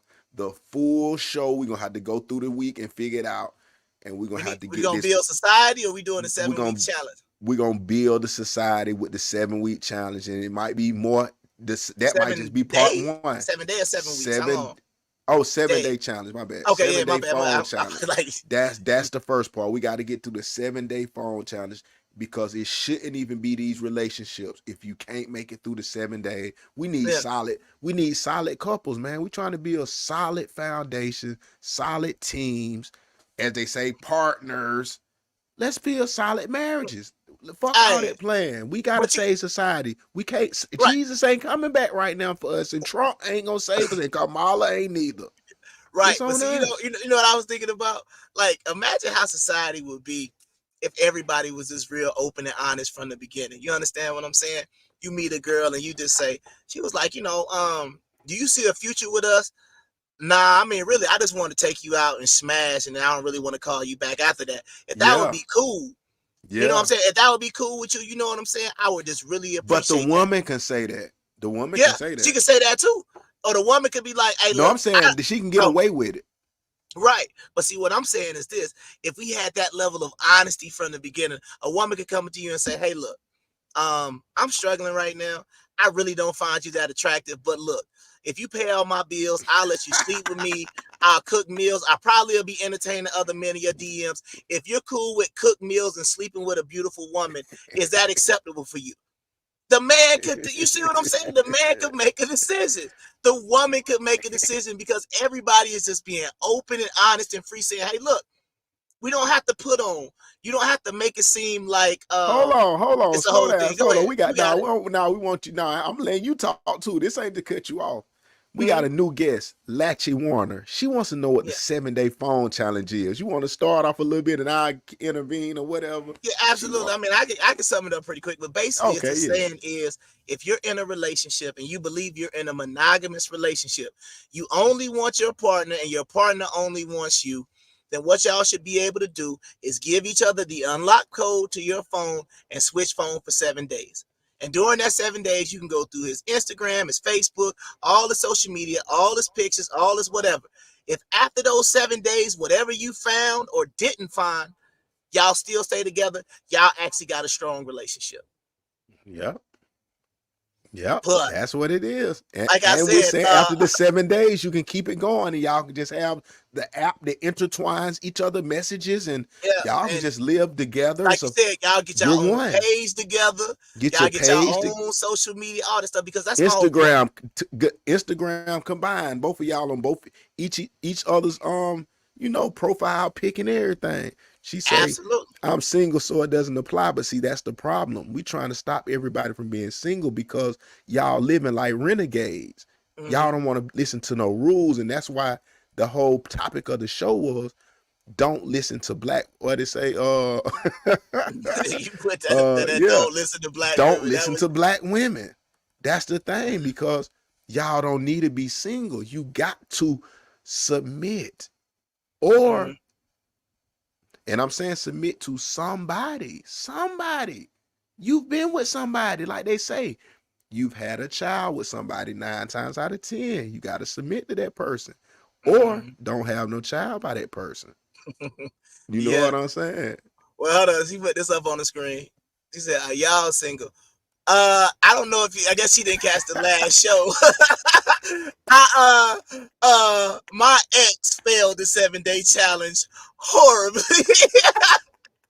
So I can't necessarily say I'm single, but I am no longer attached to that woman.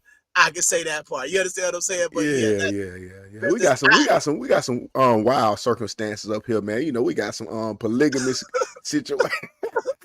There's some stuff going on, but see, like, this is just my whole thing right now. And see, like, let me see what she put right here. She said, oh, you gonna put it back up? Go ahead. Hold on. Yeah. She said, honestly, right now, I'm currently submitting to God. I'm sure he will lead me into the right direction. Now, once again, I don't want to become nobody's pastor. But the only thing I will ask you, ma'am, is if you're going to say that you follow the Bible, then what I believe, the way we showed these examples still hold and exist from 2,000 years ago to modern times. The only thing I will ask you to do is show me in the Bible where God spoke to a woman, right, and was leading her in a certain direction. Because the biblical order is God, man, leads woman, the child. Man. Yeah, but it's God, man, woman, child. That's what it's always been. And that's what we're saying. You can't freelance. You gotta get the man in position. You gotta get the man in position. And then, like I say, real shit, no jokes. You know what I'm saying? All jokes aside. Y'all gotta soften up. You gotta soften up. Like he said, the soft, quiet woman. Yeah. But she wasn't a soft, quiet woman. I just say, like, Lachey Warner, if you interested, not like that, but if you're interested in finding out, I did 2 shows called A BBL Ruined My Marriage. Great shows. It goes into the depths of what we're talking about. That's a harmless little plug there. But I also believe, like you said, you need to pray on it. But I do believe this, though, right? And this is the one thing, like I said, ever since I kind of got her up off of me, right, I spiritually unattached myself to her. Bro, everything just been falling apart. I know I was late tonight, but once again, I'm still where I need to be. I mean, you know what I mean? Everything worked. Go ahead. Hold on. I know we run out of time, but go ahead. I want to give Lachey a little sample so she can go tune into the other episodes on Libre TV. Oh, I'm saying. I'm about to say. Oh, you got a clip. January 5th, and she said once again, no, watch the metaphors. I'm a cheat. Oh, not the metaphor. No, I'm more. Not the metaphor. No, my king. No. No, my love. I'm, basically like a funny dude. Hey, funny guy. Hey, funny guy. Funny guy. The wife. No. Then she said, The wife said, hey, funny guy. No. And then she said, send me something. Man. Oh my God, bro, that was devastating. A woman say, "Hey, funny guy." Yeah, no doubt. But y'all know what time it is, man. We got to roll. We'll be back next week. Like I said, y'all can check out my BBL. Also got a new song on Spotify. My wife is a thought pocket. Y'all can check all that stuff out. But we got to go. Bye.